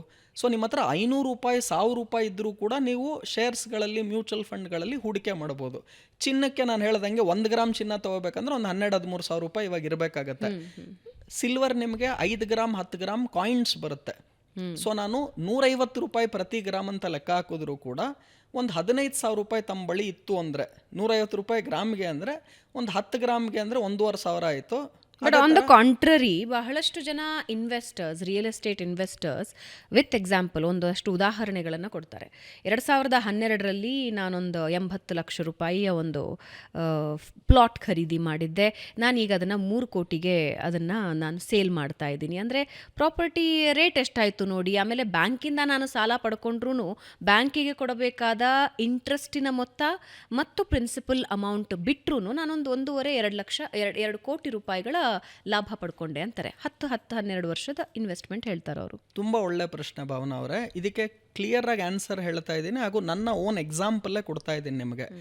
ನಮ್ಮ ತಾತನವರು 1940ಲಿ ಮಲ್ಲೇಶ್ವರಮಲ್ಲಿ ಒಂದು ಪ್ರಾಪರ್ಟಿ ತೊಗೊಂಡ್ರು. 4,000 ಸ್ಕ್ವೇರ್ ಫುಟ್ಗೆ ಬರೀ 50,000 ರೂಪಾಯಿ ಇನ್ವೆಸ್ಟ್ಮೆಂಟ್ ಮಾಡಿದ್ರು 1940ಲಿ. ಇವತ್ತು ಅದೇ ಪ್ರಾಪರ್ಟಿ 2025ರಲ್ಲಿ 10 ಕೋಟಿಗೆ ಅದು ಮಾರ್ಕೆಟ್ ವ್ಯಾಲ್ಯೂ ಇದೆ. ಅವ್ರು ತಗೊಂಡಿದ್ದು 50,000 ರೂಪಾಯಿಗೆ ಇವತ್ತು 10 ಕೋಟಿ ರೂಪಾಯಿ ಬೆಲೆ ಬಾಳುತ್ತೆ. ಸೊ ಯಾರೇ ಕೇಳಿದ್ರು ಕೂಡ ಇದಕ್ಕೂ ಒಳ್ಳೆ ಇನ್ವೆಸ್ಟ್ಮೆಂಟು ಇನ್ಯಾವುದೂ ಇಲ್ಲ ಅಂತ ಹೇಳಲೇಬೇಕು. ಯಾಕಂದ್ರೆ 50,000 ರೂಪಾಯಿ ಹಾಕಿದ್ದು ಇವತ್ತು 10 ಕೋಟಿ ಆಗಿದೆ. ಆದರೆ ನಮಗೇನು ಅರ್ಥ ಆಗ್ತಿಲ್ಲ ಅಂದರೆ 50,000 ರೂಪಾಯಿ ಇನ್ವೆಸ್ಟ್ಮೆಂಟ್ 1940ಲಿ ಅವ್ರೇನು ಮಾಡಿದ್ರು ಅದನ್ನು ಈ ರಿಯಲ್ ಎಸ್ಟೇಟ್ಗೆ ಆ ಲ್ಯಾಂಡ್ ಮಲ್ಲೇಶ್ವರಂಗೆ ಹಾಕೋ ಬದಲು ಅವ್ರೇನಾನ ಬ್ಯಾಂಕ್ ಎಫ್ ಡಿಗೆ ಹಾಕಿದ್ದಿದ್ರೆ ಕೇವಲ ಬ್ಯಾಂಕ್ ಎಫ್ ಡಿ ರೇಟ್ಗಳೇನಾಗುತ್ತೆ ಅಂದರೆ ಲೋಯೆಸ್ಟ್ ರೇಟ್ ಅಂದರೆ 3-4%ಗೂ ವರ್ಷದ ರಿಟರ್ನ್ಗಳು ಇಂಟ್ರೆಸ್ಟ್ ರೇಟ್ ಬಡ್ಡಿ ದರ ಬಂದಿದೆ. ಹೈಯೆಸ್ಟ್ ಅಂದರೆ ಒಂದು 13-14%ವರ್ಗೂ ಬಡ್ಡಿ ದರಗಳು ಬಂದಿದೆ. ಸೊ ಆವರೇಜ್ ಆಗಿ ಲೋಯೆಸ್ಟ್ 3%, ಹೈಯೆಸ್ಟ್ 14% ಅಂದರೆ ಆವರೇಜ್ ಆಗಿ ಒಂದು 7-8% ವರ್ಷದ ಬಡ್ಡಿ ಅಂತ ನಾವು ಲೆಕ್ಕ ಹಾಕಿದ್ರೆ 1940ಲಿ ಅವ್ರು 50,000 ರೂಪಾಯಿ ಏನಾನ ಬ್ಯಾಂಕ್ ಎಫ್ ಡಿಗೆ ಆವರೇಜ್ 7% ಇಂಟ್ರೆಸ್ಟ್ ಅಂತ ನಾವು ಲೆಕ್ಕ ಹಾಕಿದ್ರೆ ನೀವು ಮ್ಯಾಥಮೆಟಿಕ್ಸ್ ಮಾಡಿದರೆ ಹತ್ತತ್ರ ಇವತ್ತು 40 ಕೋಟಿ ಆಗ್ತಾ ಇತ್ತು. ಸೊ ಅದೇ 50,000 ಅವ್ರ ಲ್ಯಾಂಡ್ಗೆ ಹಾಕಿದ್ದು ಏನಾಗಿದೆ ಅಂದರೆ 10 ಕೋಟಿ ಆಗಿದೆ. ಹೇಳಿ. ಬಟ್ ಗ್ಲೋಬಲೈಸೇಷನ್ ಯಾವಾಗ ವ್ಯಾಪಾರೀಕರಣ ಮತ್ತು ಗ್ಲೋಬಲೈಸೇಷನ್ಗೆ ಭಾರತ ತೆರೆದುಕೊಳ್ತಲ್ಲ ಆಗ ರಿಯಲ್ ಎಸ್ಟೇಟ್ ವ್ಯತ್ಯಾಸ ಆಗ್ತಾ ಹೋಗ್ತಾ ಇದೆ. ಇವತ್ತು ಬೆಂಗಳೂರು ಅಥವಾ ಆಂಧ್ರದ ಅಥವಾ ತಮಿಳುನಾಡಿನ ದಕ್ಷಿಣ ಭಾರತದ ಮಾತ್ರನೇ ನಾವು ತಗೋಣ, ಕೆಲವು ಇನ್ವೆಸ್ಟರ್ಸ್ ಹೇಳೋ ಪ್ರಕಾರ 20% ಪ್ರತಿ ವರ್ಷಕ್ಕೆ ಏರಿಕೆ ಆಗುತ್ತೆ ರಿಯಲ್ ಎಸ್ಟೇಟ್ ಅಂತಾರೆ. ನಿಜಾನಾ? ರಿಯಲ್ ಎಸ್ಟೇಟಲ್ಲಿ ಒಂದೇನಾಗುತ್ತೆ, ನಾನು ಅವಾಗಲೇ ಹೇಳ್ತಾ ಇದ್ದಂಗೆ ಹೆವಿ ಅಮೌಂಟ್ ಆಫ್ ಇನ್ವೆಸ್ಟ್ಮೆಂಟ್ ಬೇಕಾಗುತ್ತೆ. ಸ್ಮಾಲ್ ಅಮೌಂಟ್ಗಳಲ್ಲಿ ಬ್ಯಾಂಕ್ CMI ಕೊಟ್ಟರು ನೀವು ಡೌನ್ ಪೇಮೆಂಟ್ ಅನ್ನೋದು ಮಿನಿಮಮ್ ಮಾಡಲೇಬೇಕಾಗತ್ತಲ್ವಾ. ಸೊ ಒಂದು ಇದಾಯಿತು ಅಂದರೆ ಇನ್ವೆಸ್ಟ್ಮೆಂಟ್ ಹೆವಿ ಅಮೌಂಟ್ ಅಂತ. ಎರಡನೇ very important factor real estate ಹೂಡಿಕೆ ಮಾಡೋದಕ್ಕೆ ಮುಂಚೆ ನಾವೇನು ನೋಡಬೇಕು ಅಂದರೆ ನಿಮಗೆ ಲಿಕ್ವಿಡಿಟಿ ಇದೆಯಾ. ಈಗ ನಾನು ನಿಮ್ಗೆ ಎಕ್ಸಾಂಪಲ್ ಕೊಡ್ತೀನಿ. ಇದೇ ತಾತ ಪ್ರಾಪರ್ಟಿನೇ ಹೇಳ್ತಾ ಇದ್ದೀನಿ. ನಾನೇನು ಹೇಳಿದೆ, ತಾತ 50,000 ರೂಪಾಯಿಗೆ ಇನ್ವೆಸ್ಟ್ ಮಾಡಿದ್ರು 1940ಲಿ. ಅದೇ ದುಡ್ಡನ್ನು ಬ್ಯಾಂಕ್ ಎಫ್ ಡಿಗೆ ಏನಾನ ಹಾಕಿದಿದ್ರೆ ನಾನು ಶೇರ್ಸ್ ಮಾತಾಡ್ತಾನೆ ಇಲ್ಲ. ಈಗ ತಾತ 50,000 ಶೇರ್ಗೆ ಹಾಕ್ಬಿಟ್ಟಿದ್ರೆ ಇವತ್ತು 500 ಕೋಟಿ ಆಗ್ಬಿಡ್ತಿತ್ತು. ಶೇರ್ಸ್ ಬೇಡ, ಬ್ಯಾಂಕ್ ಎಫ್ ಡಿಗೆ ಹಾಕಿದ್ದಿದ್ರು ಕೂಡ 7-8% ಬಡ್ಡಿ ದರವನ್ನು 50,000 ರೂಪಾಯಿ ಮೇಲೆ ನೀವು ಕ್ಯಾಲ್ಕುಲೇಟ್ ಮಾಡ್ತಾ ಬನ್ನಿ. ಎವ್ರಿ 7 years ನಿಮ್ಮ ದುಡ್ಡು ಡಬಲ್ ಆಗುತ್ತೆ. ಸೊ ಅವ್ರು ಏನು 50,000 ಹೂಡಿಕೆ ಹಾಕಿದ್ರು 1940ಲಿ, 1940ಇಂದ 1947 7 ವರ್ಷಕ್ಕೆ ಡಬಲ್. 50,000 1 ಲಕ್ಷ ಆಗುತ್ತೆ. 1 ಲಕ್ಷ ಅಲ್ಲಿಂದ 7 ವರ್ಷಕ್ಕೆ ಡಬಲ್ 2 ಲಕ್ಷ ಆಗುತ್ತೆ. 2 ಲಕ್ಷ ಅಲ್ಲಿಂದ 7 ವರ್ಷಕ್ಕೆ 4 ಲಕ್ಷ. ಈ ಥರ ನೀವು ಕ್ಯಾಲ್ಕುಲೇಟ್ ಮಾಡ್ತಾ ಹೋದರೆ ಹತ್ತತ್ರ 40 ಕೋಟಿ ಬರುತ್ತೆ. ಸೊ ನಾನೇನು ಹೇಳಿದೆ, ಬ್ಯಾಂಕ್ ಎಫ್ ಡಿಗೆ ಹಾಕಿದ್ದಿದ್ರೆ 40 ಕೋಟಿ ಆಗ್ತಿತ್ತು. ಇವರು ರಿಯಲ್ ಎಸ್ಟೇಟ್ಗೆ ಹಾಕಿರೋದ್ರಿಂದ ಬರೀ 10 ಕೋಟಿ ಆಯಿತು 50,000 ಅಂದೆ. ಒಂದು. ಎರಡನೇದು ಲಿಕ್ವಿಡಿಟಿ ಫ್ಯಾಕ್ಟರ್ ಇಂಪಾರ್ಟೆಂಟು. ಏನಂಗಂದ್ರೆ ಅಂದರೆ ಈಗ ನಾನು ಆ ಪ್ರಾಪರ್ಟಿ ಮಾರೋದಕ್ಕೆ ರೆಡಿ ಇದ್ದೀನಿ, ಅದರ ಮಾರ್ಕೆಟ್ ವ್ಯಾಲ್ಯೂ 10 ಕೋಟಿ ಇದೆ. ನನಗೆ ನಾಳೆ ಬೆಳಗ್ಗೆ ನನ್ನ ದುಡ್ಡು ಸಿಗುತ್ತಾ ಅನ್ನೋದು ಪ್ರಶ್ನೆ. ನೀವು ಅದರಲ್ಲಿ ಡಾಕ್ಯುಮೆಂಟೇಷನ್ಗೆ ನೋಡಬೇಕು, ತಿರ್ಗಾ ಬ್ಯಾಂಕ್ ಲೋನ್ಗೆ ಏನಾನ ಅಪ್ಲೈ ಮಾಡ್ತೀರಾ, because it is heavy amount 10 crores ಅಂದರೆ ಅದನ್ನು ನೋಡಬೇಕು, ಡಾಕ್ಯುಮೆಂಟೇಷನ್ ನೋಡಬೇಕು, ಆಮೇಲೆ ಫ್ಯಾಮಿಲಿ ಟ್ರೀ ನೋಡಬೇಕು, ನಾಳೆ ಯಾರು ಕೇಸ್ ಹಾಕ್ತಾರೆ ಗೊತ್ತಿಲ್ಲ. ಸೊ ಚಿನ್ನ ನಿಮ್ಮ ಹತ್ರ ಇದ್ದರೆ ನಾವು ಭಾಷೆ ಮಾತಾಡ್ತಾ ಆಡು ಭಾಷೆಯಲ್ಲಿ ಹೇಳ್ತೀವಿ, ಕಳ್ಳಂಗೆ ಕೊಟ್ಟರು ನನಗಿದಕ್ಕೆ 10,000 ರೂಪಾಯಿ ಗ್ರಾಮ ಕೊಟ್ಬಿಡ್ತಾನಪ್ಪ ಅಂತ. ಅದರ ಅರ್ಥ ಏನು ಅಂದರೆ ನಿಮ್ಮ ಚಿನ್ನಾನ ಕಳ್ಳಂಗೆ ಕೊಟ್ಟರೆ ಅವ್ನು ಕದ್ಕೊಂಡು ಹೋಗಲ್ಲ, ಅವ್ನು 10,000 ಕೊಟ್ಟು ನಮ್ಮ ಚಿನ್ನಾನ ಎತ್ಕೊಂಡು ಹೋಗ್ತಾನೆ. ಮಿನಿಮಮ್ ಆದರೂ ನನಗೊಂದು 10,000 ಗ್ರಾಮಕ್ಕೆ ಬಂದುಬಿಡುತ್ತೆ. ಅದೇ ನೀವು ರಿಯಲ್ ಎಸ್ಟೇಟನ್ನು 10 ಕೋಟಿ ವ್ಯಾಲ್ಯೂ ಇದೆ, ಬಟ್ ಅದನ್ನು ಲಿಕ್ವಿಡೇಟ್ ಮಾಡೋದಕ್ಕೆ ಟೈಮ್ ತೊಗೊಳುತ್ತೆ. ಗೋಲ್ಡ್ ಆಗಲಿ ಶೇರ್ಸ್ ಆಗಲಿ ವಿತಿನ್ 24 hours ನಾನು ಅದನ್ನು ಕ್ಯಾಶ್ಗೆ ಕನ್ವರ್ಟ್ ಮಾಡ್ಬೋದು. ಈಗ ನಿಮ್ಮ ಹತ್ರ ಚಿನ್ನ ಇದೆ, 10 ಗ್ರಾಮ್ ಗೋಲ್ಡ್ ಇದೆ, ನಾನು ಇಮಿಡಿಯೇಟ್ ವಿತಿನ್ 24 hours ನನ್ನ 10 ಗ್ರಾಮ್ ಗೋಲ್ಡನ್ನು ಬ್ಯಾಂಕ್ ಅಥವಾ ಕ್ಯಾಶ್ಗೆ ನಾನು ಕನ್ವರ್ಟ್ ಮಾಡ್ಬೋದು. ಅದೇ ನಿಮ್ಮ ಹತ್ರ ರಿಯಲ್ ಎಸ್ಟೇಟ್ 10 ಕೋಟಿ ಇದ್ದರೂ ಕೂಡ ವಿತಿನ್ 24 hours ಕನ್ವರ್ಟ್ ಮಾಡೋದಕ್ಕೆ ಆಗೋದಿಲ್ಲ, ಲಿಕ್ವಿಡಿಟಿ. ಆದರೆ ನಾನೇನು ಹೇಳ್ತಿದ್ದೀನಿ, ರಿಯಲ್ ಎಸ್ಟೇಟ್ ಇನ್ವೆಸ್ಟ್ಮೆಂಟ್ ರಾಂಗ್ ಅಂತ ಹೇಳ್ತಾ ಇಲ್ಲ. ಏನಾಯಿತು ಅಂದರೆ ಅನೇಕ ಜನ ಮುಂಚೆ ಏನಾಗ್ತಾ ಇತ್ತು, ಈ ಕ್ಯಾಶನ್ನು ಪ್ರಿಸರ್ವ್ ಮಾಡೋದಕ್ಕೋಸ್ಕರ ಗೋಲ್ಡಲ್ಲಿ ಇನ್ಕಮ್ ಟ್ಯಾಕ್ಸನ್ನು ನಾನು ಅವಾಯ್ಡ್ ಮಾಡ್ತೀನಿ, ಗೋಲ್ಡಲ್ಲಿ ನಾನು ಹೂಡಿಕೆಗಳನ್ನು ಇಟ್ಕೊಳ್ತಿರ್ತೀನಿ, ಅಥವಾ ಬ್ಯಾಂಕ್ ಎಫ್ ಡಿಗಳಲ್ಲಿಟ್ಟರೆ ಬ್ಯಾಂಕು ಗೊತ್ತಾಗ್ಬಿಡುತ್ತೆ ನಿಮ್ಮ ಹತ್ರ ಇರೋ ಕ್ಯಾಶನ್ನು ಅಲ್ಲಿ ಡೆಪಾಸಿಟ್ ಮಾಡಬೇಕಾಗತ್ತೆ, ಇನ್ಕಮ್ ಟ್ಯಾಕ್ಸು ಗೊತ್ತಾಗ್ಬಿಡುತ್ತೆ. ಸೊ ಹಾಗಾಗಿ ಎಲ್ಲ ಜನ ಏನು ಮಾಡ್ತಾಯಿದ್ರು, ಗೋಲ್ಡ್ ಪರ್ಚೇಸ್ ಮಾಡ್ತಿದ್ರು ಅಥವಾ ರಿಯಲ್ ಎಸ್ಟೇಟ್ಗಳಲ್ಲಿ ಹಾಕ್ತಾಯಿದ್ರು. ಐದರ್ ಬೇನಾಮಿ ನೇಮ್ಗಳಲ್ಲಿ ಅನೇಕ ಜನ ಇನ್ವೆಸ್ಟ್ಮೆಂಟ್ಸ್ಗಳನ್ನು ಮಾಡ್ತಾಯಿದ್ರು, ಅಥವಾ ಇನ್ನೊಂದೇನು ಮಾಡ್ತಾಯಿದ್ರು ಅಂದರೆ ಕ್ಯಾಶ್ಗಳನ್ನು ಹಂಗೆ ಇಟ್ಕೊಂಡ್ರೆ ವ್ಯಾಲ್ಯೂ ಕಡಿಮೆ ಆಗ್ತಾ ಇರುತ್ತೆ, ದುಡ್ಡಿನ ವ್ಯಾಲ್ಯೂ. ಸೊ ಬ್ಯಾಂಕ್ ಎಫ್ ಡಿಲಿ ಇಡೋದಕ್ಕೆ ಆಗೋದಿಲ್ಲ, ಬಿಕಾಸ್ ಡೆಪಾಸಿಟ್ ಮಾಡಬೇಕಾಗತ್ತೆ. ಸೊ ರಿಯಲ್ ಎಸ್ಟೇಟು ಮತ್ತೆ ಗೋಲ್ಡಲ್ಲಿ ಆಗ್ತಾ ಇದ್ರು. ಗೋಲ್ಡಲ್ಲಿ ಆಗ್ದವರೆಲ್ಲ ಗೋಲ್ಡನ್ ಟೈಮ್, ಯಾಕಂದ್ರೆ ಗೋಲ್ಡ್ ರೇಟ್ಗಳು ಅದೇ ಥರ ಏರಿಕೆ ಆಯಿತು. ಆದರೆ ಯಾರ್ಯಾರು ಈ ರಿಯಲ್ ಎಸ್ಟೇಟಲ್ಲಿ ಆಗ್ತಾ ಇದ್ರು ಅವ್ರಿಗೇನಾಯಿತು ಅಂದರೆ ಅಕೌಂಟ್ ಡಾಕ್ಯುಮೆಂಟಲ್ಲಿ ತೋರಿಸೋ ವ್ಯಾಲ್ಯೂ ಒಂದಿರುತ್ತೆ, ಅಥವಾ SR ವ್ಯಾಲ್ಯೂ ಅಂತ ನೀವೇನು ಕರಿತೀವಿ ಅದು ಬೇರೆ ಇರುತ್ತೆ, ಮಾರ್ಕೆಟ್ ವ್ಯಾಲ್ಯೂನೇ ಬೇರೆ ಇರುತ್ತೆ. So real estate as an investment ನೀವು ನೋಡೋದಾದ್ರೆ ನನ್ನ ಪ್ರಕಾರ there are other asset classes which are better. ಆದ್ರೆ ರಿಯಲ್ ಎಸ್ಟೇಟ್ ಅಲ್ಲೂ ಒಂಚೂರು ದುಡ್ಡು ಹಾಕ್ಲೇಬೇಕು. ನಿಮ್ಮ ಹತ್ರ ಇರೋ ದುಡ್ಡು ಎಲ್ಲವನ್ನೂ ಕೂಡ ನೀವು ನನ್ನ ಎಕ್ಸಾಂಪಲ್ಲೇ ತಗೊಂಡ್ರೆ, ನಾನು ಹತ್ತತ್ರ up to the age of 41 ಸ್ವಂತ ಮನೆ ನಾನು ತೊಗೊಂಡಿರಲಿಲ್ಲ ಎಷ್ಟೇ ದುಡ್ಡಿತ್ತು ಅಂದ್ರೂ ಕೂಡ. ಹಾಗೂ ನನ್ನ ಎಲ್ಲ ಇನ್ವೆಸ್ಟ್ಮೆಂಟ್ಸ್ಗಳು ಅದರ್ ದೆನ್ ರಿಯಲ್ ಎಸ್ಟೇಟಲ್ಲೇ ಇತ್ತು. ನನ್ನ ಸ್ನೇಹಿತ ಒಬ್ಬ ಚೆನ್ನೈಯಲ್ಲಿದ್ದ, ಅವನು ಎಷ್ಟು ಚೆನ್ನಾಗಿ ಉದಾಹರಣೆ ಕೊಟ್ಟ ಅಂದರೆ, ನಾನು CA ಓದಿ 5 ಮಾಸ್ಟರ್ ಡಿಗ್ರಿ ಓದಿದ್ದೀನಿ, ಆದರೆ ನನ್ನ ಚೆನ್ನೈ ಸ್ನೇಹಿತ ಬರೀ 5ನೇ ಕ್ಲಾಸು. ಆದರೆ ಮಾರ್ವಾಡಿ ಅಂಡ್ ಅವನು ದೇಶ ಸುತ್ತಿದ್ದಾನೆ ಮತ್ತೆ ಜೀವನ ನೋಡಿದ್ದಾನೆ. 50 ವರ್ಷ ಅವನ ಏಜು. ಅವ್ನು ಏನು ಹೇಳ್ದ ಅಂದರೆ, ರುದ್ರ ಇವಾಗ ನೀನು ಯಾವುದೋ ಒಂದು ಮನೇಲಿದೆಯಾ, ಅದಕ್ಕೆ ನೀನು ಬಾಡಿಗೆ ಕಟ್ಟಿದ್ರೆ ಎಷ್ಟಾಗುತ್ತೆ, ಸ್ವಂತ ಮನೆ ನಿಂದು ಎಷ್ಟಾಗುತ್ತೆ ಅಂದ. ನಾನಂದೆ ನಾನೀಗಿರೋ ಮನೆ ಏನಿದೆ ನಾನು ಬಾಡಿಗೆ ಕಟ್ಟಿದ್ರೆ ಹತ್ತತ್ರ 1.5 ಲಕ್ಷ ತಿಂಗಳಿಗೆ ಬಾಡಿಗೆ ಕೊಡಬೇಕು. ಅದನ್ನ ನಾನು ಕೊಂಡ್ಕೋಬೇಕು ಅಂದ್ರೆ 10 ಕೋಟಿ ಬೇಕು ಅಂತ ಹೇಳಿದೆ. ಬೇಡ, ನಾರ್ಮಲ್ ಎಕ್ಸಾಂಪಲ್ ತಗೊಂಡ್ರು ಕೂಡ ನೀವು ಇವಾಗ ಒಂದು ಅಪಾರ್ಟ್ಮೆಂಟಲ್ಲಿ ಇದ್ದೀರಾ, 30-35 ಸಾವಿರ ಬಾಡಿಗೆ ಕಟ್ತಿದ್ದೀರಾ ಅಂತ ಅನ್ಕೊಳ್ಳೋಣ. ಅದೇ ಅಪಾರ್ಟ್ಮೆಂಟ್ ನೀವು ಖರೀದಿ ಮಾಡಬೇಕು ಅಂದ್ರೆ 1-1.5 ಕೋಟಿ ರೂಪಾಯಿ ಆಗುತ್ತೆ. ಸೊ ನೀವು ಖರೀದಿ ಮಾಡಿದ್ರೆ 1-1.5 ಕೋಟಿ ಆಗುತ್ತೆ ಅಪಾರ್ಟ್ಮೆಂಟ್ಗೆ. ನಾನು ಬಾಡಿಗೆಗೆ ಏನನ್ನ ತಗೊಂಡ್ರೆ 30-35 ಸಾವಿರ ತಿಂಗಳಿಗೆ ಬಾಡಿಗೆ ಕಟ್ಟಬೇಕು ಅಂತ ಅನ್ಕೊಳ್ಳಿ. ನನ್ನ ಸ್ನೇಹಿತ ಏನಿದ್ದ ಚೆನ್ನೈಯಲ್ಲಿ, ಅವನಿದ್ದಂತಹ ಮನೆ ಏನಿದೆ 1.5 ಲಕ್ಷ ತಿಂಗಳಿಗೆ ಬಾಡಿಗೆ ಕಟ್ತಿದ್ದ. ಅದನ್ನ ಅವ್ನು ಕೊಂಡ್ಕೋಬೇಕು ಅಂದ್ರೆ ಹತ್ತತ್ರ 10-12 ಕೋಟಿ ಕೊಟ್ರೆ ಕೊಂಡ್ಕೋಬಹುದು. ಅವನ ಹತ್ರ 10-12 ಕೋಟಿ ದುಡ್ಡಿತ್ತು, ಆದ್ರೂ ಕೂಡ ಅವನು ಬಾಡಿಗೆ ಮನೆಯಲ್ಲೇ ಇರ್ತಾ ಇದ್ದ. ಯಾಕೆ ಅಂತ ಕೇಳಿದ್ರೆ ಅವನೇನು ಹೇಳ್ದ, ಇದೇ 10 ಕೋಟಿ ಕೊಂಡ್ಕೊಳೋ ಬದಲು ನಾನು ಬ್ಯಾಂಕ್ FD ಇಟ್ಟರೆ 10 ಕೋಟಿನ ಅದರಲ್ಲಿ ಎಷ್ಟು ಬಡ್ಡಿ ಬರುತ್ತೆ, ಹತ್ತತ್ರ ನಿಮಗೆ 6-7% ಇಂಟ್ರೆಸ್ಟ್ ಲೆಕ್ಕ ಹಾಕಿದ್ರೆ 10 ಕೋಟಿ ಮೇಲೆ ಹತ್ತತ್ರ ನಿಮಗೆ 10 ಕೋಟಿಗೆ ನನಗೆ 7% ಲೆಕ್ಕ ಹಾಕಿದ್ರೆ ಒಂದು 70 ಲಕ್ಷ ರೂಪಾಯಿ ವರ್ಷಕ್ಕೆ ಬಡ್ಡಿ ಬರುತ್ತೆ ನಿಮಗೆ. ಅದನ್ನ ತಿಂಗಳಿಗೆ ನೀವು ಲೆಕ್ಕ ಹಾಕಿದ್ರೆ 5-6 ಲಕ್ಷ ರೂಪಾಯಿ ತಿಂಗಳಿಗೆ ಬಡ್ಡಿ ಬರುತ್ತೆ. ಬಾಡಿಗೆ ಎಷ್ಟು ಅಂದ್ರೆ 1.5 ಲಕ್ಷ, ಬಡ್ಡಿ ಎಷ್ಟು ಬರುತ್ತೆ 5-6 ಲಕ್ಷ. ನಾನು ಯಾಕೆ ಸ್ವಂತ ಮನೆ ಇಟ್ಕೋಬೇಕು? ಸೊ ನಾನು ಆ ಸ್ವಂತ ಮನೆಗೆ ಆಗುವಂಥ ಖರ್ಚೇನಿದೆ ಅದನ್ನ ಬ್ಯಾಂಕ್ಗೆ ಹಾಕಿ FDಗೆ ಹಾಕಿ ಅದರಲ್ಲಿ ಬರೋ ಬಡ್ಡಿಯಲ್ಲಿ ನಾನು ಬಾಡಿಗೆ ಮನೇಲಿದ್ದರೆ 6 ಲಕ್ಷ ತಿಂಗಳಿಗೆ ಬಡ್ಡಿ ಬರುತ್ತೆ. 1.5 ಲಕ್ಷ ನಾನು ಬಾಡಿಗೆ ಕಟ್ಟಿದ್ರು ಇನ್ನೂ 4.5 ಲಕ್ಷ ಉಳಿಯುತ್ತೆ ಅಂದ. ನಾನಂದೆ ನೀನು ಹೇಳಿದ್ದೆಲ್ಲ ನಾನು ಒಪ್ಪಲ್ಲ. ಅವನ ಹೆಸರು ಶಿಖರ್. ನಾನಂದೆ ಶಿಖರ್, ನಾನು ನೀನು ಹೇಳಿದೆಲ್ಲ ಒಪ್ಪಲ್ಲ. ಯಾಕೆ ಅಂದರೆ ಸ್ವಂತ ಮನೇಲಿದ್ರೆ ನಮಗಿರುವಂಥ ಆತ್ಮತೃಪ್ತಿ ಇದೆಯಲ್ಲ ಅದು ಬಾಡಿಗೆ ಮನೇಲಿ ಸಿಗಲ್ಲ ಅಂತ ಹೇಳಿದೆ. ಅವನಂದ, ನೀನು ಆತ್ಮತೃಪ್ತಿ ಕಟ್ಕೊಂಡು ನನಗೇನಾಗಬೇಕು, ನಿಮ್ಮ ಮನೆಗೆ ಬಂದಾಗ ಯಾರೂ ಕೂಡ ನಿಮ್ಮ ಮನೆ ಪತ್ರ ತೋರಿಸೋ ನಿನ್ನ ಸ್ವಂತ ಮನೇನ ಬಾಡಿಗೆ ಮನೇನ ನಾವು ಚೆಕ್ ಮಾಡ್ತೀವಿ ಅಂತ ಯಾರೂ ಹೇಳೋದಿಲ್ಲ. ಆದರೆ ನನ್ನ ಪ್ರಕಾರ, ಶಿಖರನ್ ಬಿಟ್ಬಿಡೋಣ, ನನ್ನ ಪ್ರಕಾರ ಸ್ವಂತ ಮನೆ ಅನ್ನೋದು ಒಂದಿರಬೇಕು. ನಮ್ಮ ಎಮೋಷನಲ್ ಸ್ಯಾಟಿಸ್ಫ್ಯಾಕ್ಷನ್ಗೆ, ನಿಮ್ಮ ಮನೇಲಿರೋರಿಗೆ, ನಿಮಗೆ ಎಮೋಷನಲ್ ಹ್ಯಾಪಿನೆಸ್ಗೆ ನನ್ನ ಪ್ರಕಾರ ಒಂದು ಸ್ವಂತ ಮನೆ ಇರಬೇಕು. ಆದರೆ ಇನ್ನೊಂದು ಮನೆಯನ್ನ ಸಾಲಕ್ಕೆ ತಗೊಂಡು ಅದಕ್ಕೆ ನೀವು ಬಡ್ಡಿ ಕಟ್ಕೊಂಡು ಅದನ್ನು ನೀವು ಬಾಡಿಗೆ ಕೊಟ್ಟಿದ್ರೆ ಅದರಷ್ಟು ಮೂರ್ಖತನ ಇನ್ನೊಂದಿಲ್ಲ. ಓಕೆ, ಬಟ್ ತುಂಬ ಜನ ಅದರ ಇನ್ವೆಸ್ಟ್ಮೆಂಟ್, ಇವಾಗ ಟೆಕ್ಕೀಸ್ ಎಸ್ಪೆಷಲಿ, ಅವರು ಎಲ್ಲಿ ಕೆಲಸ ಮಾಡ್ತಿರ್ತಾರೋ ಅಥವಾ ಹೊರಗಡೆ ಜಾಬ್ ಮಾಡ್ತಿರ್ತಾರೋ ಅದೇ ಏರಿಯಾದಲ್ಲಿ ಒಂದು ಅಥವಾ ಅದಕ್ಕಿಂತ ಒಂದು 5 ಕಿಲೋಮೀಟರ್ ದೂರದಲ್ಲೋ 10 ಕಿಲೋಮೀಟರ್ ದೂರದಲ್ಲೋ ಅಪಾರ್ಟ್ಮೆಂಟ್ಸಲ್ಲಿ ಫ್ಲ್ಯಾಟ್ ಕೊಂಡ್ಕೋತಾರೆ, ಅದನ್ನು ಬಾಡಿಗೆ ಬಿಡ್ತಾರೆ, ಅದರದ್ದೇ ದುಡ್ಡಲ್ಲಿ ನಾವು EMI ಕಟ್ತೀವಿ ಅಂತಾರೆ. ಇಲ್ಲಿ ಏನಾಗುತ್ತೆ ಅಂದರೆ ಇಂಟ್ರೆಸ್ಟ್ ಈಲ್ಡ್ ಮತ್ತು ರೆಂಟಲ್ ಈಲ್ಡ್ ಅಂತ ಇದೆ. ಏನು ಈ ಇಂಟ್ರೆಸ್ಟ್ ಈಲ್ಡ್ ರೆಂಟಲ್ ಈಲ್ಡ್ ಅಂದರೆ, ನನಗೆ ಇವತ್ತು ಇಂಡಿಯನ್ ಬ್ಯಾಂಕಿಂಗ್ ಸಿಸ್ಟಮಲ್ಲಿ ನಾನು ಹೂಡಿಕೆ ಮಾಡಿದ್ರೆ ಒಂದು 6-7% ಇಂಟ್ರೆಸ್ಟ್ ಈಲ್ಡ್ ವರ್ಷಕ್ಕೆ ಬರುತ್ತೆ. ಅಂದರೆ ನೀವು ಏನಾನ ಹೂಡಿಕೆಯನ್ನು ಬ್ಯಾಂಕಲ್ಲಿಟ್ಟರೆ ವರ್ಷಕ್ಕೆ 6-7% ಬಡ್ಡಿ ಬರುತ್ತೆ. ಇಲ್ಲಿ ಇನ್ನೊಂದು ಮಾತನ್ನು ಕೂಡ ನಮ್ಮ ವೀಕ್ಷಕರಿಗೆ ಹೇಳ್ತೀನಿ. ಕೆಲವ್ರು ಏನು ಮಾಡ್ತಾರೆ, ಅದು ಯಾವುದೋ ಒಂದು ಕೋಆಪರೇಟಿವ್ ಬ್ಯಾಂಕ್ ಇದೆ, ಗಣೇಶ್ ಕೋಆಪರೇಟಿವ್ ಬ್ಯಾಂಕೋ ಇಲ್ಲ ಲಕ್ಷ್ಮಿ ಕೋಆಪರೇಟಿವ್ ಬ್ಯಾಂಕೋ, ನನಗಲ್ಲಿ 12% ಬಂದ್ಬಿಡುತ್ತೆ, 14% ಬಂದ್ಬಿಡುತ್ತೆ. ನಾನು ಏನಾನ ಸ್ಟೇಟ್ ಬ್ಯಾಂಕ್ ಆಫ್ ಇಂಡಿಯಾಲಿ ಇಟ್ಟರೆ ಬರೀ 6% ಬರುತ್ತೆ. ಸೊ ಆಗ ಗಣೇಶ್ ಕೋಆಪರೇಟಿವ್ ಬ್ಯಾಂಕಲ್ಲಿ ಇಟ್ಬಿಡೋಣ ಅಂತ ದುಡ್ಡನ್ನು ಕೋಆಪರೇಟಿವ್ ಬ್ಯಾಂಕ್ಗಳಲ್ಲಿ ಇಡ್ತಾರೆ.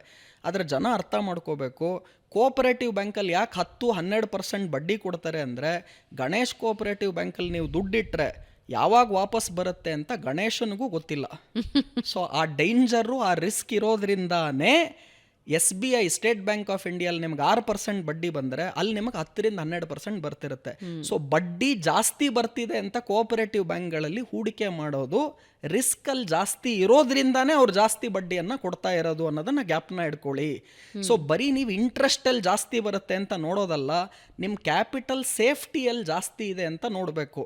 ಟ್ರೆಜರಿ ಬಿಲ್ಸ್ ಅಂತ ಬರುತ್ತೆ, ರಿಸರ್ವ್ ಬ್ಯಾಂಕ್ ಆಫ್ ಇಂಡಿಯಾ ಅದಕ್ಕೆ ಗ್ಯಾರಂಟಿ ಕೊಟ್ಟು ಇಶ್ಯೂ ಮಾಡ್ತಾರೆ. ಅಲ್ಲಿ ಕೇವಲ ನಿಮಗೆ 4.25% 5% ಇಂಟ್ರೆಸ್ಟ್ ಬರುತ್ತೆ. ಅದೇ ನಿಮಗೆ SBI ಅಲ್ಲಿ 6% ಬಂದರೆ ಟ್ರೆಜರಿ ಬಿಲ್ಲಲ್ಲಿ ಬರೀ 5% ಯಾಕೆ ಬರುತ್ತೆ ಅಂದರೆ ಅಲ್ಲಿ central bank reserve bank of ಇಂಡಿಯಾನೇ ಗ್ಯಾರಂಟಿ ಕೊಡ್ತಾ ಇದೆ. ಸೊ ರಿಸ್ಕ್ ಕಡಿಮೆ ಇದ್ದರೆ ಇಂಟ್ರೆಸ್ಟ್ ರೇಟು ಕಡಿಮೆ ಇರುತ್ತೆ. ಕೋಆಪರೇಟಿವ್ ಬ್ಯಾಂಕಲ್ಲಿ ರಿಸ್ಕ್ ಜಾಸ್ತಿ ಇರೋದ್ರಿಂದ ಇಂಟ್ರೆಸ್ಟ್ ರೇಟ್ಗಳು ಅಲ್ಲಿ ಜಾಸ್ತಿ ಇರುತ್ತೆ. ಬಟ್ ಜಾಸ್ತಿ ಇಂಟ್ರೆಸ್ಟ್ ರೇಟ್ ಇದೆ. ಆಮೇಲೆ ಕೆಲವು ಕಾರ್ಪೊರೇಟ್ ಬಾಂಡ್ಸ್ಗಳ ಅಡ್ವರ್ಟೈಸ್ಮೆಂಟ್ ಬರುತ್ತೆ. ಈ ನಮಗೆ ಉದಾಹರಣೆಗೆ ನಿಮಗೆ ಈ ಕನ್ವಾ ಸ್ಕ್ಯಾಮ್ ಅನ್ನು ತಾವು ನೋಡಿದ್ರು ಕೂಡ ಅಲ್ಲಿ ನಮಗೆ 10% ಬರುತ್ತೆ, 12% ಬರುತ್ತೆ, 14% ಬರುತ್ತೆ. ಆಮೇಲೆ ಈ ಕೆಲವು ಏಜೆಂಟ್ಗಳು ಅವರು ಕಮಿಷನ್ ಬರುತ್ತೆ ಅಂದ್ಬಿಟ್ಟು ಇದನ್ನ ಜನಗಳಿಗೆ ನೀವು ಇಲ್ಲಿ ಇನ್ವೆಸ್ಟ್ಮೆಂಟ್ ಮಾಡಿ 12% ಬರುತ್ತೆ ನಿಮಗೆ ಬಡ್ಡಿ, ಸುಮ್ಮನೆ ಬ್ಯಾಂಕಲ್ಲಿ ಯಾಕೆ ಇಡ್ತೀರಾ 6%ಗೆ, ಅವ್ರಿಗೆ 1-2% ಕಮಿಷನ್ ಬರುತ್ತೆ. ಈ ಆಸೆಗೋಸ್ಕರ ಜನಕ್ಕೆ ಎಷ್ಟೊಂದು ಜನ ಈ ಥರ ಹೂಡಿಕೆ ಮಾಡಿ ಅವರ ಅಸಲು ಕ್ಯಾಪಿಟಲ್ ಬಂಡವಾಳನೇ ಹಾಳು ಮಾಡ್ಕೊಂಡಿದ್ದಾರೆ. ಸೊ ಈ ಮಿಸ್ಟೇಕ್ ಮಾಡಬೇಡಿ. ಆಮೇಲೆ ನಾನು ಈ ಇಂಟ್ರೆಸ್ಟ್ ಈಲ್ಡ್ ರೆಂಟಲ್ ಈಲ್ಡ್ ಅಂತ ಹೇಳ್ತಾ ಇದ್ದೆ. ಭಾರತ ದೇಶದಲ್ಲಿ ಇಂಟ್ರೆಸ್ಟ್ ಈಲ್ಡ್ 6-7% ವರ್ಷಕ್ಕಿದ್ರೆ ರೆಂಟಲ್ ಈಲ್ಡ್ ನೀವು ಏನಾನ ಹೂಡಿಕೆ ಮಾಡಿ ಅದನ್ನ ಬಾಡಿಗೆ ಕೊಟ್ರೆ ತಿಂಗಳಿಗೆ 0.5% ರಿಟರ್ನ್ ಬಂದ್ರೆ ಜಾಸ್ತಿ, ಅದು ಕಮರ್ಷಿಯಲ್ ಆಗಿದ್ರೆ. Rental yield yearly 3-4% correct. Commercial ಆಗಿದ್ರೆ 6% ವರ್ಷಕ್ಕೆ ಬರುತ್ತೆ. ಅಂದ್ರೆ 0.5% ನಾನು ಲೆಕ್ಕ ರೆಸಿಡೆನ್ಷಿಯಲ್ 3-3.5 ಅಷ್ಟೇ ಬರೋದು. ಸೊ ನೀವು 3-3.5% ನಿಮಗೆ ರೆಂಟಲ್ ಈಲ್ಡ್ ಇದೆ, ಇಂಟ್ರೆಸ್ಟ್ ಈಲ್ಡ್ 6% ಇದೆ. ಎಲ್ಲಿ ಬೆಟರು? ಸೊ ನೀವು ಹೇಳ್ತಿದ್ರಿ ಈ ಕೆಲವು ಟೆಕ್ಕಿಗಳು ಏನು ಮಾಡ್ತಾರೆ, ಅವ್ರು ಅಲ್ಲೇ ನಿಯರ್ ಬೈ ಯಾವುದೋ ಒಂದು ಪ್ರಾಪರ್ಟಿ ತೊಗೊಳ್ತಾರೆ, ಅದಕ್ಕೆ ಬ್ಯಾಂಕ್ ಲೋನ್ ತೊಗೊಳ್ತಾರೆ, ಬರೋ ಸಾಲ ಅಲ್ಲಿ ಬಡ್ಡಿ ಕಟ್ತಾ ಇರ್ತಾರೆ, ಆಮೇಲೆ ಅದನ್ನು ಬೇರೆಯವ್ರಿಗೆ ಬಾಡಿಗೆ ಕೊಡ್ತಾರೆ ಅಂತ. ಅವ್ರಿಗೆ ಬರೋ ರೆಂಟಲ್ ಈಲ್ಡ್ ಬರೀ 3%. ಆದರೆ ವರ್ಷಕ್ಕೆ ಇಂಟ್ರೆಸ್ಟ್ ಈಲ್ಡ್ ಅವ್ರು ಕಟ್ತಾ ಇರೋದು 6%. ನಾನು ಹೇಳಿದ್ದು ಬ್ಯಾಂಕ್ FD ರಿಟರ್ನು. ನೀವು ಹೌಸಿಂಗ್ ಲೋನ್ ತೊಗೊಂತು ಅಂದರೆ ಬ್ಯಾಂಕ್ 6% ಕೊಡೋದಿಲ್ಲ, 8.25%, 9%, 10% ಕೊಡುತ್ತೆ. ಯಾಕೆ ಅಂದರೆ ಬ್ಯಾಂಕು ಕೂಡ ಬಿಸ್ನೆಸ್ ಮಾಡ್ತಿದೆ. ಅವ್ರು FD ಮೇಲೆ 6%, 6.5% ಕೊಟ್ಟರೆ ಲೋನ್ ಮೇಲೆ 8-8.25% ಕೊಟ್ಟರೆ ಬ್ಯಾಂಕ್ ಬದುಕಕ್ಕೆ ಸಾಧ್ಯ ಆಗೋದು. ಸೊ ಹಾಗಾಗಿ ನೀವು ಇಂಟ್ರೆಸ್ಟ್ಗೆ ಏನಾನ ದುಡ್ಡು ತಗೊಂಡು ಬ್ಯಾಂಕ್ ಲೋನ್ ತಗೊಂಡು ಅದನ್ನು ನೀವು ಬಾಡಿಗೆ ಕೊಟ್ಟರೆ ರೆಂಟಲ್ ಈಲ್ಡ್ ನಿಮಗೆ ಬರೀ 3% ಬರ್ತಾ ಇದೆ. ನೀವು ಕಟ್ಟೋ ಹೌಸಿಂಗ್ ಲೋನ್ ಮೇಲೆ 8.25-9% ಕಟ್ಟಿದ್ರೆ ನೋ ಡೌಟ್ ಕೆಲವ್ರು ಏನು ವಾದ ಮಾಡ್ತಾರೆ, ಆ ಮನೆ ವ್ಯಾಲ್ಯೂ ಅಪ್ರಿಷಿಯೇಟ್ ಆಗುತ್ತಲ್ವಾ ಅಂತ. ಆದರೆ ಈ ಡಿಫರೆನ್ಸ್ ಏನಿದೆ, ರೆಂಟಲ್ ಈಲ್ಡ್ಗೂ ಇಂಟ್ರೆಸ್ಟ್ ಈಲ್ಡಿನ ವ್ಯತ್ಯಾಸ 3% ರೆಂಟಲ್ ಈಲ್ಡ್ ಇದೆ, ಇಂಟ್ರೆಸ್ಟ್ ಈಲ್ಡ್ ನೀವು ಹೌಸಿಂಗ್ ಲೋನ್ ಮೇಲೆ ಕಟ್ಟೋದು 8.25-9% ಅಂದರೆ ಡಿಫರೆನ್ಸ್ 6-7% ಇದೆ. ಅಷ್ಟೊಂದು ಕ್ಯಾಪಿಟಲ್ ಅಪ್ರಿಸಿಯೇಷನ್ ಆಗೋದಿಲ್ಲ. ಹಾಗಾಗಿ ಯಾವತ್ತೂ ಕೂಡ ಸಾಲ ಮಾಡಿ ಇನ್ನೊಂದು ಮನೆ ತಗೊಂಡು ಅದನ್ನ ಬಾಡಿಗೆ ಕೊಡೋದು ಖಂಡಿತವಾಗ್ಲೂ ತಪ್ಪು. ಅದೇ ನಿಮ್ಮ ಸೇವಿಂಗ್ಸ್. ಸ್ವಂತ ಮನೆ ಒಂದಿರಬೇಕು. ನಾನು ಹೇಳದ್ನಲ್ಲ, ಒಂದು ಎಮೋಷನಲ್. ತುಂಬಾ ಜನ ಇನ್ವೆಸ್ಟರ್ಸ್ ಮಾತಾಡುವಾಗ ಹೇಳ್ತಾ ಇದ್ರು, ನಾನು ಅದನ್ನೂ ಒಪ್ಪೋದಿಲ್ಲ, ಸ್ವಂತ ಮನೆ ಅಂದ್ಬಿಟ್ಟು EMI ಜೀವನ ಪರ್ಯಂತ EMIಗೆ ನಮ್ಮನ್ನು ನಾವು ದುಡ್ಕೊಳ್ಳೋದಕ್ಕಿಂತ ಅದನ್ನು ಇನ್ವೆಸ್ಟ್ ಮಾಡಿದ್ರೆ ಅದಕ್ಕಿಂತ ಹೆಚ್ಚು ಪಡಿಬಹುದು ಅಂತ. ಅಂದರೆ ಏನು ಇನ್ವೆಸ್ಟ್ ಮಾಡ್ತಾರಲ್ಲ ಅದರಿಂದ ಬರುವಂತಹ ಲಾಭ ಏನಿದೆ ಇಲ್ಲಿ ನೀವು ಕಟ್ಟೋ ಬಾಡಿಗೆಗಿಂತ ತುಂಬ ಜಾಸ್ತಿ ಇರುತ್ತೆ. ಹಾಗಾಗಿ ನೀವೇ ಎಕ್ಸಾಂಪಲ್ ಕೊಟ್ಟರಲ್ಲ, ಅದಕ್ಕೆ ನಾನೇ ಹೇಳಿದೆ 41 ವರ್ಷದ ವಯಸ್ಸುವರೆಗೂ ನಾನು ಬಾಡಿಗೆ ಮನೆಯಲ್ಲೇ ಇದ್ದೆ. ಯಾಕಂದರೆ ಈ ಇನ್ವೆಸ್ಟ್ಮೆಂಟ್ ಎಲ್ಲ ಗೊತ್ತಿರೋದ್ರಿಂದ. ಆದರೆ ಆಫ್ಟರ್ ಎ ಪೀರಿಯಡ್ ನಿಮ್ಗೇನು ಅನಿಸುತ್ತೆ ಅಂದರೆ, ನಮ್ಮ ಮನೆಯಲ್ಲಿ ಸ್ವಂತ ಮನೆಯಲ್ಲಿ ಇರುವಂತಹ ಇಂಡಿಪೆಂಡೆನ್ಸು, ಫ್ರೀಡಮ್ಮು, ಎಮೋಷ್ನಲ್ ಸ್ಯಾಟಿಸ್ಫ್ಯಾಕ್ಷನ್ನು ಇದನ್ನ ದುಡ್ಡಿಗೆ ವ್ಯಾಲ್ಯೂ ಮಾಡೋದಕ್ಕೆ ಆಗೋದಿಲ್ಲ. ಸೊ ಆ ಎಮೋಷ್ನಲ್, ಈಗ I cannot say I love my wife worth 10 crore, I love my mother worth 20 crore ಆಗಲ್ಲ. It is an emotional satisfaction. So ಅದಿರೋದ್ರಿಂದ ಒಂದು ಸ್ವಂತ ಮನೆ ಇಟ್ಕೊಳ್ಳಿ, ಈ ಕ್ಯಾಲ್ಕುಲೇಷನ್ ಎಲ್ಲ ಮಾಡಬೇಡಿ. ಆದರೆ ಇನ್ನೊಂದು ಮನೆಯನ್ನ ಅದೇ ನೀವು, ನಾನು ಸೇವಿಂಗ್ಸ್ ಇದೆ ನನ್ನ ಹತ್ರ, ನಾನು ಬ್ಯಾಂಕ್ ಲೋನ್ ಹೋಗ್ತಾ ಇಲ್ಲ, ನನ್ನ ಹತ್ರ ಇರುವಂತಹ ಸೇವಿಂಗ್ಸ್ ಇಂದ ನಾನು ಇನ್ನೊಂದು ಮನೆ ತಗೊಂಡು ಅದನ್ನ ಬಾಡಿಗೆ ಕೊಟ್ಟಿದ್ದೀನಿ ಅಂದ್ರೆ ಪರವಾಗಿಲ್ಲ, ಓಕೆ. ಯಾಕೆ ಅಂದ್ರೆ you might get lesser return, but you are not paying bank interest. So ನಿಮ್ಮ ದುಡ್ಡಿನಲ್ಲಿ ಇನ್ನೊಂದು ಮನೆ ತಗೊಂಡು ಅದನ್ನ ನಾನು ಬಾಡಿಗೆ ಕೊಟ್ಟಿದ್ದೀನಿ ಅಂದ್ರೆ ಅದು ಓಕೆ. ಬಟ್ ಸಾಲ ಮಾಡಿ ಅದರಲ್ಲಿ ನಾನು ಬಡ್ಡಿ ಕಟ್ಕೊಳ್ತೀನಿ. ಆಮೇಲೆ ನಿಮ್ಗೆ ಇಲ್ಲಿ ಇನ್ನೊಂದೇನು ಅರ್ಥ ಆಗ್ತಾ ಇಲ್ಲ, ಎಷ್ಟೊಂದು ಜನ ಇವಾಗ ಏನು ಸ್ಯಾಲ್ರಿಡ್ ಕ್ಲಾಸ್ ಇದ್ದಾರೆ ಅವರೆಲ್ಲ ಲೋನನ್ನು ಏನು ಮಾಡ್ತಾರೆ ಅಂದರೆ 15 ವರ್ಷಕ್ಕೆ ಲೋನ್ ತೊಗೊಂಡಿರ್ತಾರೆ. ಈ 15 years ಎಷ್ಟು ದೊಡ್ಡ ಪೀರಿಯಡ್ ಅಂತ ಅವ್ರಿಗೆ ಅರ್ಥ ಆಗಲ್ಲ. ನೀವು ಅದಕ್ಕೂ ಇನ್ನ ಜಾಸ್ತಿ ತೊಗೊಂಡಿದ್ದಾರೆ. ಆವರೇಜ್ ಆಗಿ 15 ವರ್ಷ ಮಿನಿಮಮ್ ಕೊಡ್ತಾರೆ. ಯಾಕೆ ಅಂದರೆ ನಿಮ್ಮ EMI ಒಂಚೂರು ಕಡಿಮೆ ಆಗಿಬಿಡುತ್ತೆ ಅಂತ. ಆದ್ರೆ ನಮ್ಗೇನು ಅರ್ಥ ಆಗ್ತಾ ಇಲ್ಲ, 15 yearsಗೆ ನೀವು ಲೋನ್ ತೊಗೊಂಡ್ರೆ ಸ್ಟಾರ್ಟಿಂಗ್ 10 6, 7, 8 ವರ್ಷ ನೀವು ಕಟ್ಟೋದು ಎಲ್ಲ ಬರೀ ಬಡ್ಡಿಗೆ ಹೋಗುತ್ತೆ, ಅಸ್ಲಿಗೆ ಏನೇ ದುಡ್ಡು ಹೋಗೋದಿಲ್ಲ. ಇದ್ರ ಮಧ್ಯದಲ್ಲೇ ಸಾರಿ ಟು ಇಂಟ್ರಪ್ಟ್, ನಾನು ತುಂಬ ಕೆಲವೊಂದು ವಿಡಿಯೋಸನ್ನು ನೋಡ್ತಾ ಇದ್ದೆ. ಪ್ರಿನ್ಸಿಪಲ್ ಅಮೌಂಟ್ ಅಥವಾ ಒಂದು EMI ಅಥವಾ 2 EMI ಎಕ್ಸ್ಟ್ರಾ ಕಟ್ಟಿ ಪರ್ಸೆಂಟೇಜ್ ಆಫ್ EMI ಒಂದು 7% ಪ್ರತಿ ವರ್ಷ ಜಾಸ್ತಿ ಮಾಡಿದ್ರೆ ನೀವು ಬೇಗ ಕ್ಲಿಯರ್ ಮಾಡಬಹುದು ಅಂತಾರೆ. ಹೌ ಇಟ್ ವರ್ಕ್ಸ್, ಹೆಂಗೆ ವರ್ಕ್ ಆಗುತ್ತೆ? ಸೊ ಇಲ್ಲಿ ಏನಾಗುತ್ತೆ ಅಂದರೆ ನಿಮ್ಗೆ 2 ಆಪ್ಷನ್ ಇದೆ. ಒಂದು, ನಿಮ್ಮ ಟೈಮ್ ಪೀರಿಯಡ್. ಈಗ 15 ವರ್ಷಕ್ಕೆ ಸಾಲ ತೊಗೊಂಡ್ರೆ ನೀವು ಕಟ್ಟುವ EMI ಕಡಿಮೆ ಇರುತ್ತೆ. ಮಂತ್ಲಿ ಏನು ಕಟ್ತೀರಾ ಅದು ಕಡಿಮೆ ಆಗುತ್ತೆ, ಬಿಕಾಸ್ ಡ್ಯೂರೇಷನ್ ಅಥವಾ ಕಾಲಾವಧಿ ಜಾಸ್ತಿ ಇದೆ. ಅದೇ ನೀವು ಇವಾಗ ಉದಾಹರಣೆಗೆ 1 ಕೋಟಿ ಲೋನ್ ತೊಗೊಂಡಿದ್ದೀರಾ, ಆ ಲೋನ್ಗೆ ನೀವು 15 ವರ್ಷ EMI ಕಟ್ತಾ ಹೋಗ್ತೀರಾ ಅಂದರೆ ತಿಂಗಳಿಗೆ ಕಟ್ಟೋ ಅಮೌಂಟ್ ಏನು ಬರುತ್ತೆ, ನೀವು ಅದೇ ಲೋನನ್ನು ನಾನು ಬರೀ 10 ವರ್ಷಕ್ಕೆ ತೊಗೊಳ್ತೀನಿ ಇಲ್ಲ 5 ವರ್ಷಕ್ಕೆ ತೊಗೊಳ್ತೀನಿ ಅಂದರೆ ಅವಾಗೇನಾಗುತ್ತೆ, ನೀವು ಕಟ್ಟುವ EMI ಜಾಸ್ತಿ ಆಗುತ್ತೆ. ಯಾಕೆ EMI ಜಾಸ್ತಿ ಆಗುತ್ತೆ ಅಂದರೆ ಲೋನ್ ಪೀರಿಯಡ್ ಕಡಿಮೆ ಆಗ್ತಾ ಇದೆ. ಸೊ ಜಾಸ್ತಿ ಕಾಲಾವಧಿಗೆ ಲೋನ್ ತಗೊಂಡ್ರೆ ನೀವು ಕಟ್ಟೋ EMI ಕಡಿಮೆ ಆಗುತ್ತೆ.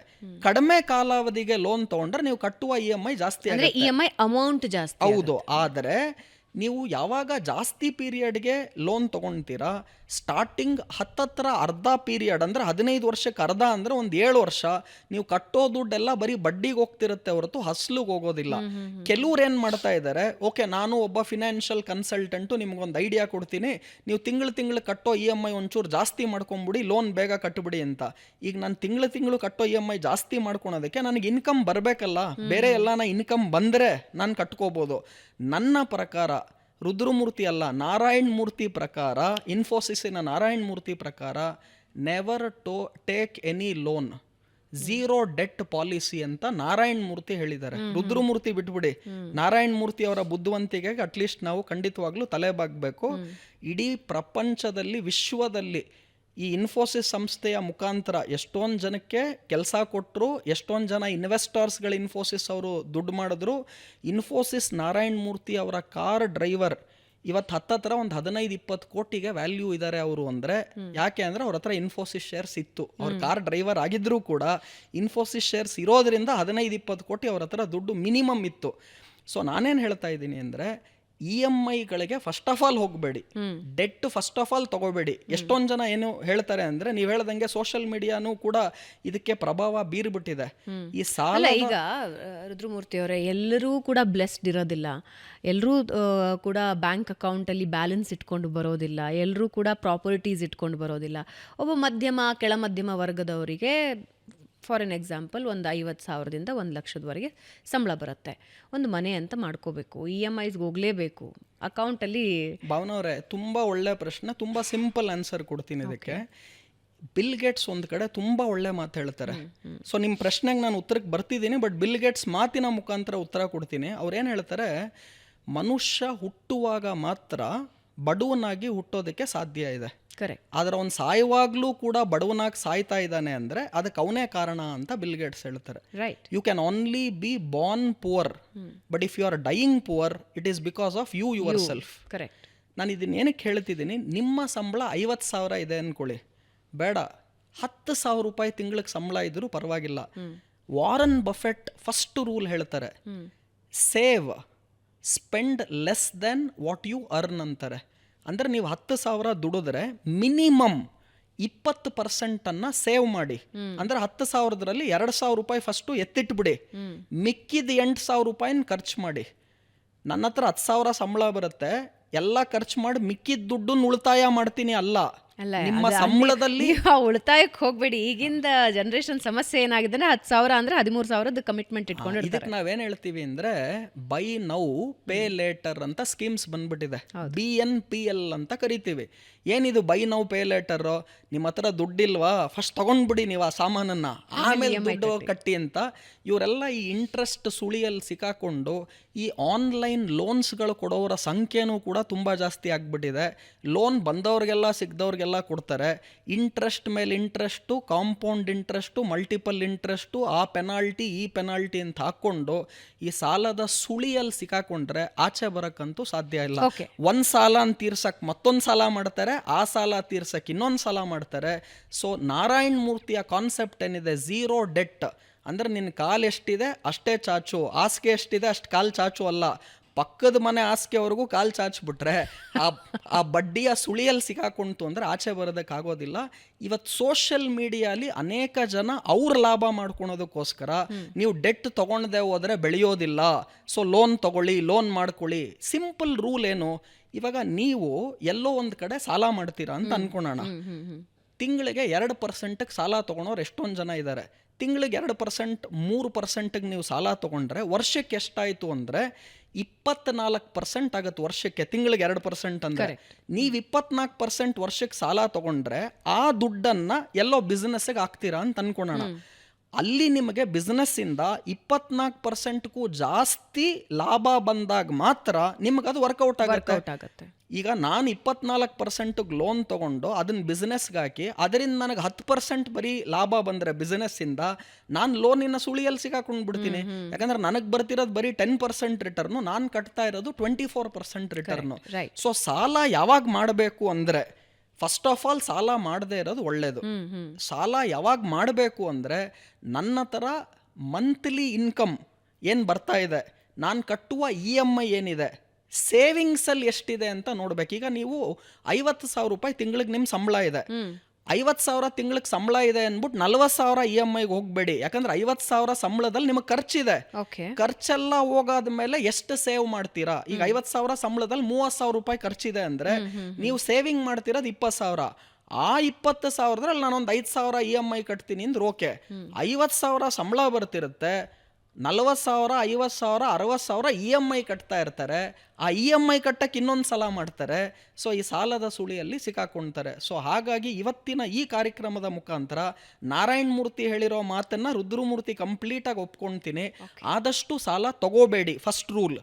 ಎರಡನೇ ರೂಲು, ಸಾಲ ತಗೊಂಡ್ರೂ ಕೂಡ ನೀವೇನು ಬಡ್ಡಿ ದರ ಕಟ್ತಾ ಇದ್ದೀರಾ ಆ ದುಡ್ಡನ್ನು ನಾನು ಎಲ್ಲಿ ಹೂಡಿಕೆ ಮಾಡಿದ್ರೆ ನನಗೇನು ಬಡ್ಡಿ ಬರ್ತಾ ಇದೆ, ರಿಟರ್ನ್ ಏನು ಬರ್ತಿದೆ ನೋಡಿ. ಆಮೇಲೆ ವೆರಿ ವೆರಿ ಇಂಪಾರ್ಟೆಂಟ್ ಏನು ಅಂದರೆ, ಫಸ್ಟ್ ಆಫ್ ಆಲ್ ಲೋನ್ ತಗೋಬೇಡಿ. ಎರಡನೇದು, ಲೋನ್ ತಗೊಂಡ್ರೂ ಕೂಡ ಅಸೆಟ್ಗೋಸ್ಕರ ತೊಗೊಳ್ತಿದ್ದೀರಾ, ಎಕ್ಸ್ಪೆಂಡಿಚರ್ಗೋಸ್ಕರ ಲೋನ್ ತೊಗೊಳ್ತಿದ್ದೀರಾ, ಇಂಪಾರ್ಟೆಂಟ್. ಏನಂಗಂದ್ರೆ, ನಾನೀಗ ಮನೆ ತೊಗೊಳೋದಕ್ಕೋಸ್ಕರ ಸಾಲ ಮಾಡ್ತಿದ್ದೀನಿ ಅಂದರೆ, ಮನೆ ಒಂದು ಆಸ್ತಿ, ಆಸ್ತಿ ಖರೀದಿಗೆ ಸಾಲ ಮಾಡೋದು ಓಕೆ. ದುಂಡು ವೆಚ್ಚ ಮಾಡೋದಕ್ಕೆ, ಖರ್ಚು ಮಾಡೋದಕ್ಕೆ ಸಾಲ ಮಾಡೋದು ನೋ.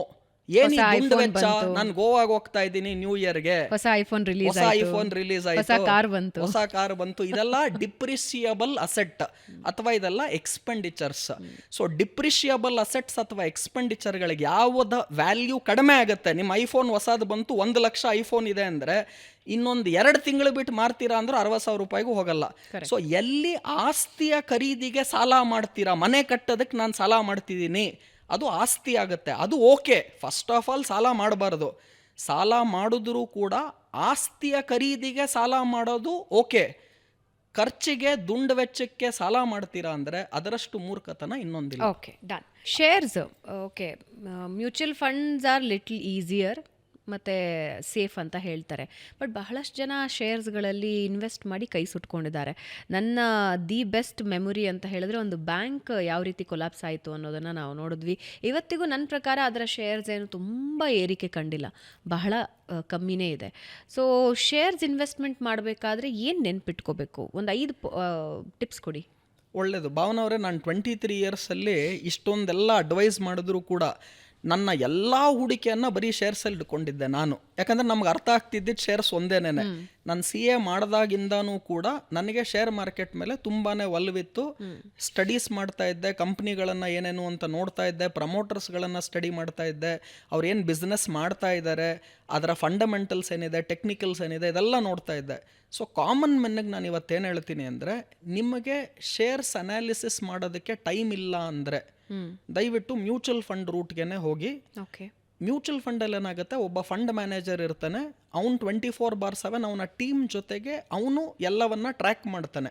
ನಿಮಗೆ ಆ ಟೈಮ್ ಇಲ್ಲ, so give it to a professional.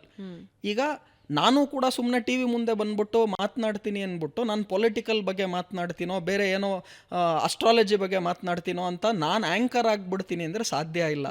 ನಾನು ಬರೀ ಶೇರ್ಸು, ಇನ್ವೆಸ್ಟ್ಮೆಂಟು, ಗೋಲ್ಡ್ ಸಿಲ್ವರ್ ಮಾತನಾಡ್ತೀನಿ. ಸೊ ಎಲ್ಲವನ್ನೂ ಮಾಡೋಕ್ಕಾಗಲ್ಲ. ಭಾವನಾ ಕೆಲಸ ನಾನು ಮಾಡೋದಕ್ಕಾಗೋದಿಲ್ಲ, ಆ್ಯಂಕರ್ ಕೆಲಸ ಆ್ಯಂಕರೇ ಮಾಡಬೇಕು. ಸೊ ಯಾರಿಗೆ ಶೇರ್ಸ್ ಅರ್ಥ ಆಗೋದಿಲ್ಲ, ನೀವೇನು ಮಾಡಿ, ಅವಾಗ ಮ್ಯೂಚುವಲ್ ಫಂಡ್ಗೆ ಹೋದಾಗ ಪ್ರೊಫೆಷನಲ್ಲಿ ಒಬ್ಬ ಫಂಡ್ ಮ್ಯಾನೇಜರ್ ಇರ್ತಾನೆ, ಅವನವನ ಕೆಲಸ ಮಾಡ್ತಾನೆ, ಅವನವನ ಫೀಸನ್ನು ಕೂಡ ಚಾರ್ಜ್ ಮಾಡ್ತಾನೆ. But better go for mutual fund. ಇಲ್ಲ, ನನಗೆ ಟೈಮ್ ಇದೆ, ನಾನು ಕಂಪ್ನಿಗಳನ್ನು ಅಧ್ಯಯನ ಮಾಡೋದಕ್ಕೆ ನನಗೆ ರೆಡಿ ಇದ್ದೀನಿ, ಟೈಮ್ ಇದೆ, ಎಕ್ಸ್ಪೀರಿಯನ್ಸು ನಾನು ಪಡ್ಕೊತೀನಿ, ನನಗೊಂಚೂರು ಜಾಸ್ತಿ ರಿಟರ್ನ್ಸ್ಗಳು ಬೇಕು, ನನ್ನ ಹತ್ರ ಟೈಮ್ ಇದೆ ಇದಕ್ಕೆಲ್ಲ ಅಂತ ಇದ್ದವರು, ಇಂಟ್ರೆಸ್ಟ್ ಇದ್ದವರು ಡೈರೆಕ್ಟ್ ಶೇರ್ ಇನ್ವೆಸ್ಟ್ಮೆಂಟ್ಸ್ಗಳನ್ನು ಮಾಡಿ. ಇಲ್ಲ ಅಂದರೆ ಗೋ ಫಾರ್ ಮ್ಯೂಚುವಲ್ ಫಂಡ್. ನೀವು ಡೈರೆಕ್ಟ್ ಶೇರ್ ಇನ್ವೆಸ್ಟ್ಮೆಂಟ್ ಮಾಡುವಾಗ ಕೆಲವೊಂದು ಸಿಂಪಲ್ ಟಿಪ್ಸ್ ಏನು ಕೊಡ್ಬೋದು ನಾನು ಹೊಸಬ್ರಿಗೆ ಅಂದರೆ, ಸ್ಟಾರ್ಟಿಂಗು ಲಾರ್ಜ್ ಕ್ಯಾಪ್ ಶೇರ್ಸ್ಗಳಲ್ಲಿ ಮಾತ್ರ ಹೂಡಿಕೆ ಮಾಡಿ. ಲಾರ್ಜ್ ಕ್ಯಾಪ್ ಅಥವಾ ಬ್ಲೂ ಚಿಪ್ ಶೇರ್ಸ್ ಅಂತ ಕರಿತೀವಿ. ಏನು ಈ ಬ್ಲೂ ಚಿಪ್ ಶೇರ್ಸ್ ಅಂದರೆ, ಈ ನಿಫ್ಟಿ 50 ಇರುವಂತಹ ಶೇರ್ಸ್. ಅಂದರೆ ಆ ಕ್ಷೇತ್ರದಲ್ಲಿ ಇದು ಜೈಂಟ್ ಕಂಪನೀಸ್ ಅಥವಾ ದೊಡ್ಡ ಕಂಪನಿಗಳು ಅಂತ ಹೇಳ್ತೀನಿ. ಈಗ ಫಾರ್ ಎಕ್ಸಾಂಪಲ್ IT ಕ್ಷೇತ್ರ ಅಂತ ತಗೊಂಡ್ರೆ ಇನ್ಫೋಸಿಸ್, TCS ಇದು ಜೈಂಟ್ ಕಂಪನಿ. ಅದೇ ಥರ ಬ್ಯಾಂಕಿಂಗ್ ಕ್ಷೇತ್ರ ಅಂತ ನೀವು ತಗೊಂಡ್ರೆ HDFC bank, ICICI bank, state bank of India, ಯಾವುದೋ ಚಿಕ್ಕದು ಪುಟ್ಟದು ಆ ಬ್ಯಾಂಕ್ಗಳು ಬೇಡ ನಮಗೆ. ಕರೂರ್ ವೈಶ್ಯ ಬ್ಯಾಂಕ್ ಇದೆ, ಅಥವಾ ನನಗೆ ಯಾವುದೋ ಫೆಡರಲ್ ಬ್ಯಾಂಕ್ ಇದೆ, ಅಥವಾ ಯಾವುದೋ RBL ಬ್ಯಾಂಕ್ ಇದೆ. ಈ ಥರನೂ ಇನ್ವೆಸ್ಟ್ಮೆಂಟ್ ಮಾಡಬಹುದು. ಆದರೆ ಈ ಮಿಡ್ ಕ್ಯಾಪ್, ಸ್ಮಾಲ್ ಕ್ಯಾಪ್ ಶೇರ್ಸ್ಗಳಲ್ಲಿ ಹೂಡಿಕೆ ಮಾಡೋದಕ್ಕೆ ಪರಿಣತೆ ಜಾಸ್ತಿ ಬೇಕು. ಅಲ್ಲಿ ರಿಸ್ಕು ಜಾಸ್ತಿ ಇದೆ, ಎಕ್ಸ್ಪೆಕ್ಟೆಡ್ ರಿಟರ್ನ್ ಕೂಡ ಜಾಸ್ತಿ ಇದೆ. ಸೊ ಶುರುವಲ್ಲಿ ಈ ಥರ ಮಿಡ್ ಕ್ಯಾಪ್, ಸ್ಮಾಲ್ ಕ್ಯಾಪ್ ಶೇರ್ಸ್ಗಳಿಗೆ ಹೋಗಬೇಡಿ. ಬ್ಲೂ ಚಿಪ್ ಮತ್ತು ಲಾರ್ಜ್ ಕ್ಯಾಪ್ ಶೇರ್ಸ್ಗಳಿಂದ ಪ್ರಾರಂಭ ಮಾಡಿ ನಿಫ್ಟಿ 50 ಸ್ಟಾಕ್ಸ್ಗಳಲ್ಲೇ ಮಾತ್ರ ಇನ್ವೆಸ್ಟ್ಮೆಂಟ್ಸ್ಗಳನ್ನು ಮಾಡಿ. ಯಾವತ್ತೂ ಕೂಡ ಈ ಕ್ರಿಪ್ಟೋ ಕರೆನ್ಸಿ, ಬಿಟ್ ಕಾಯಿನ್ನು ದುಡ್ಡು ಇವತ್ತು ಹಾಕಿದ್ರೆ ಒಂದು ತಿಂಗಳಿಗೆ ಡಬಲ್ ಆಗುತ್ತೆ, ಪ್ರಶ್ನೆನೇ ಅದಾಗಿತ್ತು. ಇಲ್ಲಿ ದಯವಿಟ್ಟು ಹೋಗಬೇಡಿ ಅಂತ ನಾನು ಹೇಳ್ತೀನಿ. ಮೈಂಡ್ ಸೆಟ್ ಹೇಗಿರುತ್ತೆ? ವೆರಿ ಗುಡ್ ಕ್ವಶನ್ ಭಾವನಾ ಅವರೇ. ರಿಚ್ ಪರ್ಸನ್ ಮೈಂಡ್ ಸೆಟ್ ಯಾವಾಗಲೂ ಕೂಡ ಅವನ ಮೇಲೆ, ಅವಳ ಮೇಲೆ ಇನ್ವೆಸ್ಟ್ಮೆಂಟ್ ಮಾಡಿ they will increase their common sense first. Second, ಖಂಡಿತ ನಾನು ಹೇಳ್ತೀನಿ, ನಮ್ಮ ಜೀವನ ತುಂಬ ಚಿಕ್ಕದು, ಎಲ್ಲವನ್ನೂ ಎಕ್ಸ್ಪೀರಿಯನ್ಸಿಂದ ಕಲಿಯೋದಕ್ಕಾಗೋದಿಲ್ಲ. You have to read books and you have to learn through other people's experience. Simple ಹೇಳ್ತೀನಿ, ನೀವು ರಿಚ್ ಪರ್ಸನ್ ಆಗಬೇಕಂದ್ರೆ ಬೇರೆ ರಿಚ್ ಪರ್ಸನ್ ಏನು ಮಾಡಿದಾರೆ ನೋಡಿ. ಬಿಲ್ ಗೇಟ್ಸ್ ಏನು ಮಾಡಿದ್ರು, ಮುಖೇಶ್ ಅಂಬಾನಿ ಏನು ಮಾಡಿದ್ರು, ರತನ್ ಟಾಟಾ ಏನು ಮಾಡಿದ್ರು ನೋಡಿ. ನಾನು ಅದನ್ನು ಮಾಡಿದ್ರೆ ಆಯಿತು. ಈಗ ನಾನು ಕ್ರಿಕೆಟರ್ ಆಗಬೇಕು, ತೆಂಡೂಲ್ಕರ್ ಏನು ಮಾಡಿದ್ದಾರೆ, ಕೊಹ್ಲಿ ಏನು ಮಾಡಿದ್ದಾರೆ ನೋಡಿದ್ರೆ ಸಾಕು, ನಾನು ಅದೇ ಥರ ಕ್ರಿಕೆಟರ್ ಆಗ್ತೀನಿ. ಸೊ ನೀವು ರಿಚ್ ಪರ್ಸನ್ ಮೈಂಡ್ ಸೆಟ್ ಹೇಗಿರುತ್ತೆ, ಬೈ ಡಿಫಾಲ್ಟ್ 5 AM ಕ್ಲಬ್ ಅಂತ ರಾಬಿನ್ ಶರ್ಮಾದ ಒಂದು ಪುಸ್ತಕ ಇದೆ, ಅದ್ರ ಬಗ್ಗೆ 2 ಅವರ್ ಮಾತನಾಡ್ಬೋದು ನಾನು, ಅಷ್ಟು ಮಾಹಿತಿ ಇದೆ. ಸೊ ಇವತ್ತು ಖುಷಿ ಏನು ಅಂದರೆ, ನೀವು ಕ್ವಶನ್ಸ್ಗಳನ್ನು ಸರಾಗವಾಗಿ ಮಾತನಾಡ್ತಾ ಕೇಳ್ತಾ ಇದ್ದೀರಾ, ಉತ್ತರನೂ ಸರಾಗವಾಗಿ ವಿತೌಟ್ ಬ್ರೇಕ್ ಹೇಳ್ತಾ ಇದ್ದೀನಿ, ಖುಷಿ ಇದೆ. ಈ ರಾಬಿನ್ ಶರ್ಮಾ 5 AM ಕ್ಲಬ್ ಅಂತ ಒಂದು ಪುಸ್ತಕದಲ್ಲಿ ಹೇಳ್ತಾನೆ, ಎಲ್ಲ ರಿಚ್ ಪೀಪಲ್ಲೂ ದೇ ಗೆಟ್ ಅಪ್ ಅರ್ಲಿ ಅಂತ ಹೇಳ್ತಾರೆ. ಸೊ ನೀವು ರಿಚ್ ಪರ್ಸನ್ ಮೈಂಡ್ ಸೆಟ್ ಏನು ಅಂತ ಕೇಳಿದ್ರಿ, you have to get up early, you have to work hard, there is no substitution for hard work. Any field success ಬೇಕು ಅಂದರೆ ಬೇಕೇ ಬೇಕು. ಮೂರನೇದಾಗಿ ಪಾಸಿಟಿವಿಟಿ ಕಡೆ ನಿಮ್ಮ ಮೈಂಡ್ ಸೆಟ್ ಇರಬೇಕು. ನಾನು ಯಾವಾಗೂ ಹೇಳ್ತೀನಿ, success will never teach you lessons, failure ಮಾತ್ರ ನಿಮಗೆ ಲೆಸನ್ಸ್ ಕೊಡುತ್ತೆ. ಇವತ್ತು ಭಾವನಾ ಅವರು ತಮ್ಮ ಎಲ್ಲ ಎಕ್ಸ್ಪೀರಿಯನ್ಸಲ್ಲಿ ಏನೇನು ಫೇಲ್ಯೂರ್ ಇದೆ ಅದರಿಂದನೇ ನೀವು ಇವತ್ತು ಇಷ್ಟು ಪಾಪ್ಯುಲರ್ ಆಗಿ you can be in your profession. Success will never teach you lesson. ಆದರೆ ಆ ಫೇಲ್ಯೂರ್ಸಿಂದ ಏನು ಪಾಠ ಕಲ್ತಿರ್ತೀವಿ ಅದನ್ನು ನಾವು ಇಂಪ್ಲಿಮೆಂಟ್ ಮಾಡಿ ಅದೇ ಮಿಸ್ಟೇಕನ್ನು ತಿರ್ಗಾ ಮಾಡದೆ ಪಾಸಿಟಿವ್ ಮೈಂಡ್ ಸೆಟ್ ಇತ್ತು ಅಂದರೆ you will become rich. Gautam ಅದಾನಿಯ ಕ್ರೆಡಿಟ್ ಕೊಟ್ಟು ಅವ್ರ ಮಾತಲ್ಲಿ ಹೇಳ್ತೀನಿ, ಯಾರೋ ಗೌತಮ್ ಅದಾನಿ ಕೇಳಿದ್ರು ಇದೇ ಪ್ರಶ್ನೆ, ನಾನು ಸಾಹುಕಾರ ಆಗ್ಬೇಕಂದ್ರೆ ನಿಮ್ಮ ಥರ ಏನು ಮಾಡಬೇಕು ಅಂತ. ಅವ್ರು ಹೇಳಿದ್ರು 3 ಇರಬೇಕು ನಿನಗೆ ಸಾಹುಕಾರ ಆಗಬೇಕು ಅಂದರೆ. 1 ಮೆಹನತ್ ಅಂದರು, ಅಂದರೆ ಪರಿಶ್ರಮ. ಸೊ ವಿತೌಟ್ ಹಾರ್ಡ್ ವರ್ಕ್ ದುಡ್ಡು ಮಾಡೋದಕ್ಕಾಗಲ್ಲ. 2ನೇದು ನಿಯತ್ ಅಂದರು, ಮೆಹನತ್ ಜೊತೆ ನಿಯತ್ತಿರಬೇಕು. ನಿಯತ್ ಅಂದರೆ ಇಂಟಿಗ್ರಿಟಿ. ಸೊ ನೀನೇನು ಕೆಲಸ ಮಾಡ್ತೀಯ ಅದರಲ್ಲಿ ನಿಂದೇ ಆದ ವ್ಯಾಲ್ಯೂ ಸಿಸ್ಟಮ್ಸ್ ಮತ್ತೆ ಇಂಟಿಗ್ರಿಟಿ ಇರಬೇಕು. ಈ ಮೋಸ ಮಾಡಿಕೊಂಡು ಸಾಹುಕಾರರಾದರೆ ಎಷ್ಟು ದಿಢೀರಂತ ಮೇಲೆ ಹೋಗ್ತೀರಾ ಅಷ್ಟೇ ದಿಢೀರ ಕೆಳಗಡೆ ಬಂದ್ಬಿಡ್ತೀರಾ. So value system, integrity, honesty is also very very important. ಅಂದರೆ ನಿಮ್ಮದೇ ಆದಂತಹ ತತ್ವಗಳಿರಬೇಕು. ಆ ತತ್ವಗಳು ಇಲ್ದೇನೆ ದೀರ್ಘಾವಧಿಯಲ್ಲಿ ಸಾಹುಕಾರನಾಗೇನೆ ಇರೋದು ಕಷ್ಟ ಆಗತ್ತೆ. ಸೊ ಮೆಹನತ್ ಇರಬೇಕು, ನಿಯತ್ತಿರಬೇಕು. 3ನೇದು ಹೇಳ್ತಾರೆ ಭಗವಾನ್ ಕಾ ಕೃಪಾ ಚಾಹಿಯೇ ಅಂತಾರೆ, ಅಂದ್ರೆ ದೇವರು ಅವನ ಕೈಯನ್ನ ನಿಮ್ ತಲೆ ಮೇಲೆ ಯಾವಾಗ್ಲೂ ಇಟ್ಟಿರ್ಬೇಕು. ಸೊ ಮೆಹನತ್, ನಿಯತ್ ಮತ್ತೆ ಭಗವಾನ್ ಕೃಪಾ ಇತ್ತು ಅಂದ್ರೆ ಖಂಡಿತವಾಗ್ಲೂ ಶ್ರೀಮಂತರಾಗ್ತೀರಾ. ನಾನು ಯಾವಾಗೂ ಹೇಳ್ತೀನಿ, it's a matter of time. ಅಂದರೆ ಇವತ್ತಾಗ್ತೀನ ಒಂದು ವರ್ಷ ಆದಮೇಲೆ ಆಗ್ತೀನ ಗೊತ್ತಿಲ್ಲ. ಬಟ್ ಈ 3 ಪ್ರಿನ್ಸಿಪಲ್ಸ್ಗಳನ್ನು ಫಾಲೋ ಮಾಡಿದ್ರೆ ಶ್ರೀಮಂತರಾಗದಂತೂ ಗ್ಯಾರಂಟಿ. ಬಡವನಾಗಿ ಮಾತ್ರ ಮನುಷ್ಯ ಹುಟ್ಟೋದಕ್ಕೆ ಸಾಧ್ಯ. ಅವ್ನು ಸಾಯುವಾಗಲೂ ಕೂಡ ಬಡವನಾಗಿ ಸಾಯ್ತಿದ್ದಾನೆ ಅಂದರೆ ಅವನೇ ಕಾರಣ. ಈ ಕಾರ್ಯಕ್ರಮವನ್ನು ಇನ್ನೊಂದು 10 ಸಲ ರಿವೈಂಡ್ ಮಾಡಿ ನೋಡಿದ್ರೆ ಟೈಮ್ ಗೊತ್ತಿಲ್ಲ, ಬಟ್ ಖಂಡಿತವಾಗ್ಲೂ ಸಾಯೋದಕ್ಕೆ ಮುಂಚೆ ಇವರೆಲ್ಲರೂ ಕೂಡ ನಮ್ಮ ವೀಕ್ಷಕರು ಸಾಹುಕಾರರಾಗೆ ಸಾಯ್ತಾರೆ ಅನ್ನೋದನ್ನು ಹೇಳ್ತೀನಿ. Thank you so much. ಅಂದರೆ ಕೇವಲ ಚಿನ್ನ ಬೆಳ್ಳಿ ಬಗ್ಗೆ ಮಾತ್ರ ಅಲ್ಲ, ಇನ್ವೆಸ್ಟ್ಮೆಂಟ್ ಅಂತ ನಾವು ಏನೇನು ಯೋಚನೆ ಮಾಡ್ತೀವೋ ಆ ಎಲ್ಲ ಆಯಾಮಗಳಲ್ಲಿ ವೀಕ್ಷಕರಿಗೆ ತಿಳಿಸ್ಕೊಟ್ರಿ. ರಿಸ್ಕ್ ಫ್ಯಾಕ್ಟರ್ಸ್ ಏನಿದೆ, ಎಲ್ಲೆಲ್ಲಿ ಎಡವುತ್ತಾರೆ, ಎಲ್ಲೆಲ್ಲಿ ಎಚ್ಚೆತ್ಕೋಬೇಕು, ಎಲ್ಲ ಇನ್ಫಾರ್ಮೇಷನ್ಸ್ ಕೊಟ್ರಿ. ಹಾಗೆ ನೀವು ಹೇಳಿದಾಗೇ ಇಡೀ ಪಾಡ್ಕಾಸ್ಟ್ ನೋಡಿದ್ರು ಅಂದರೆ ಯಾಕೆ, ಹೇಗೆ, ಎಲ್ಲಿ ಇನ್ವೆಸ್ಟ್ ಮಾಡಬೇಕು ಅನ್ನೋದು ಅವ್ರಿಗೆ ಅರ್ಥ ಆಗುತ್ತೆ. ಜೊತೆಗೆ ಎಲ್ಲಿ ಮಾಡಬಾರ್ದು ಅನ್ನೋದ್ರ ಬಗ್ಗೆನೂ ಒಂದು ಕ್ಲಿಯರ್ ಪಿಕ್ಚರ್ ಸಿಕ್ಕಿದೆ. ಧನ್ಯವಾದ ರುದ್ರಮೂರ್ತಿ ಅವರೇ.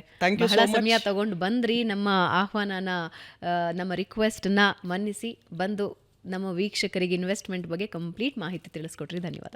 ಖಂಡಿತ. ನನಗೆ ಅನೇಕ ಜನ ಈ ಥರ ಕಾರ್ಯಕ್ರಮಕ್ಕೆ ಕರೀತಾರೆ. ಇವತ್ತು ನಾನು ತುಂಬ ಚೂಸಿ ಇದ್ದೀನಿ. ಎಲ್ಲಿ ಕ್ರೆಡಿಬಿಲಿಟಿ ಇದೆ, ಎಲ್ಲಿ ಮನ್ನಣೆ, ಗೌರವ ಮತ್ತು ಒಳ್ಳೆ ಟೀಮ್ ಇದೆ, ಅಲ್ಲಿ ಮಾತ್ರ ಹೋಗಿ ನಾನು ಇವತ್ತು ಪಾಡ್ಕಾಸ್ಟ್ ಆಗಿರ್ಬೋದು ಈ ಥರ ಈ ಇಂಟರ್ವ್ಯೂಸ್ಗಳನ್ನು ಕೊಡ್ತಾ ಇದ್ದೀನಿ. ನನಗೂ ಕೂಡ complete interview I really enjoyed. More than 10 years ಆದಮೇಲೆ ಭಾವನಾ ಅವ್ರ ಜೊತೆ ಈ ಪ್ರೋಗ್ರಾಮ್ ಮಾಡ್ತಾ ಇದ್ದೀನಿ ಅನ್ಸುತ್ತೆ. ಸೊ ನನಗೂ ಕೂಡ ತುಂಬ ಖುಷಿ ತಂದು ಕೊಟ್ಟಿದೆ. ಹಾಗೂ ಈ ಕಾರ್ಯಕ್ರಮ ನೋಡಾದ್ಮೇಲೆ ನಮ್ಮ ವೀಕ್ಷಕರಿಗೆ ಇನ್ನೂ ಏನಾನ ಪ್ರಶ್ನೆಗಳು ಬಂದರೆ ಕಮೆಂಟ್ ಸೆಕ್ಷನಲ್ಲಿ ಅವ್ರಿಗೇನು ತುಂಬ ಇಷ್ಟ ಆಯಿತು ಅನ್ನೋದು ಬರೀಲಿ. ಪ್ರಶ್ನೆ ಇದ್ದರೆ ಬರೆದರೆ ನೆಕ್ಸ್ಟ್ ಟೈಮ್ಗೆ ಇನ್ನೊಂದು ಎಪಿಸೋಡಲ್ಲ ಎಲ್ಲ ಪ್ರಶ್ನೆಗೆ ಉತ್ತರ ಕೊಡೋಣ. ಸೊ ಕಮೆಂಟ್ಸ್ ಬರೀರಿ. ಹಾಗೂ ರುದ್ರಮೂರ್ತಿಗೆ ಅವಕಾಶ ಕೊಟ್ಟಂತಹ ಸುವರ್ಣ ಡಿಜಿಟಲ್ಗೆ ಧನ್ಯವಾದಗಳು. Thank you so much. ಧನ್ಯವಾದ ನಿಮಗೂ ಕೂಡ. ವೀಕ್ಷಕರೇ, ಈ ರೀತಿಯ ಬೇರೆ ಬೇರೆ ವಿಷಯಗಳ ಪಾಡ್ಕಾಸ್ಟನ್ನು ನೀವು ಕಂಟಿನ್ಯೂಸ್ ಆಗಿ ನೋಡಬೇಕು ಅಂತ ಹೇಳಿದ್ರೆ ಬೆಂಗಳೂರು ಬಸ್ಸನ್ನು ಸಬ್ಸ್ಕ್ರೈಬ್ ಮಾಡ್ಕೋಬೇಕು, ಬೆಲ್ ಐಕನ್ನ ಟಿಕ್ ಮಾಡಬೇಕು. ಇದರಿಂದಾಗಿ ನಿಮಗೆ ಹೊಸ ಹೊಸ ಪಾಡ್ಕಾಸ್ಟ್ಗಳ ನೋಟಿಫಿಕೇಷನ್ ಸಿಗುತ್ತೆ. ಸೊ ಇನ್ವೆಸ್ಟ್ಮೆಂಟ್, ಗೋಲ್ಡ್ ಮತ್ತು ಸಿಲ್ವರ್ ಬಗ್ಗೆ ಶುರುವಾಯಿತು, ಆದರೆ ಕಂಪ್ಲೀಟ್ ಇನ್ವೆಸ್ಟ್ಮೆಂಟ್ ಪಿಕ್ಚರ್ ನಿಮಗೆ ಖಂಡಿತ ಸಿಕ್ಕಿದೆ. ಮುಂದಿನ ವಾರ ಮತ್ತೊಬ್ಬ ವಿಶೇಷ ಅತಿಥಿಯ ಜೊತೆ ಭೇಟಿ ಆಗ್ತೀನಿ. ನಮಸ್ಕಾರ.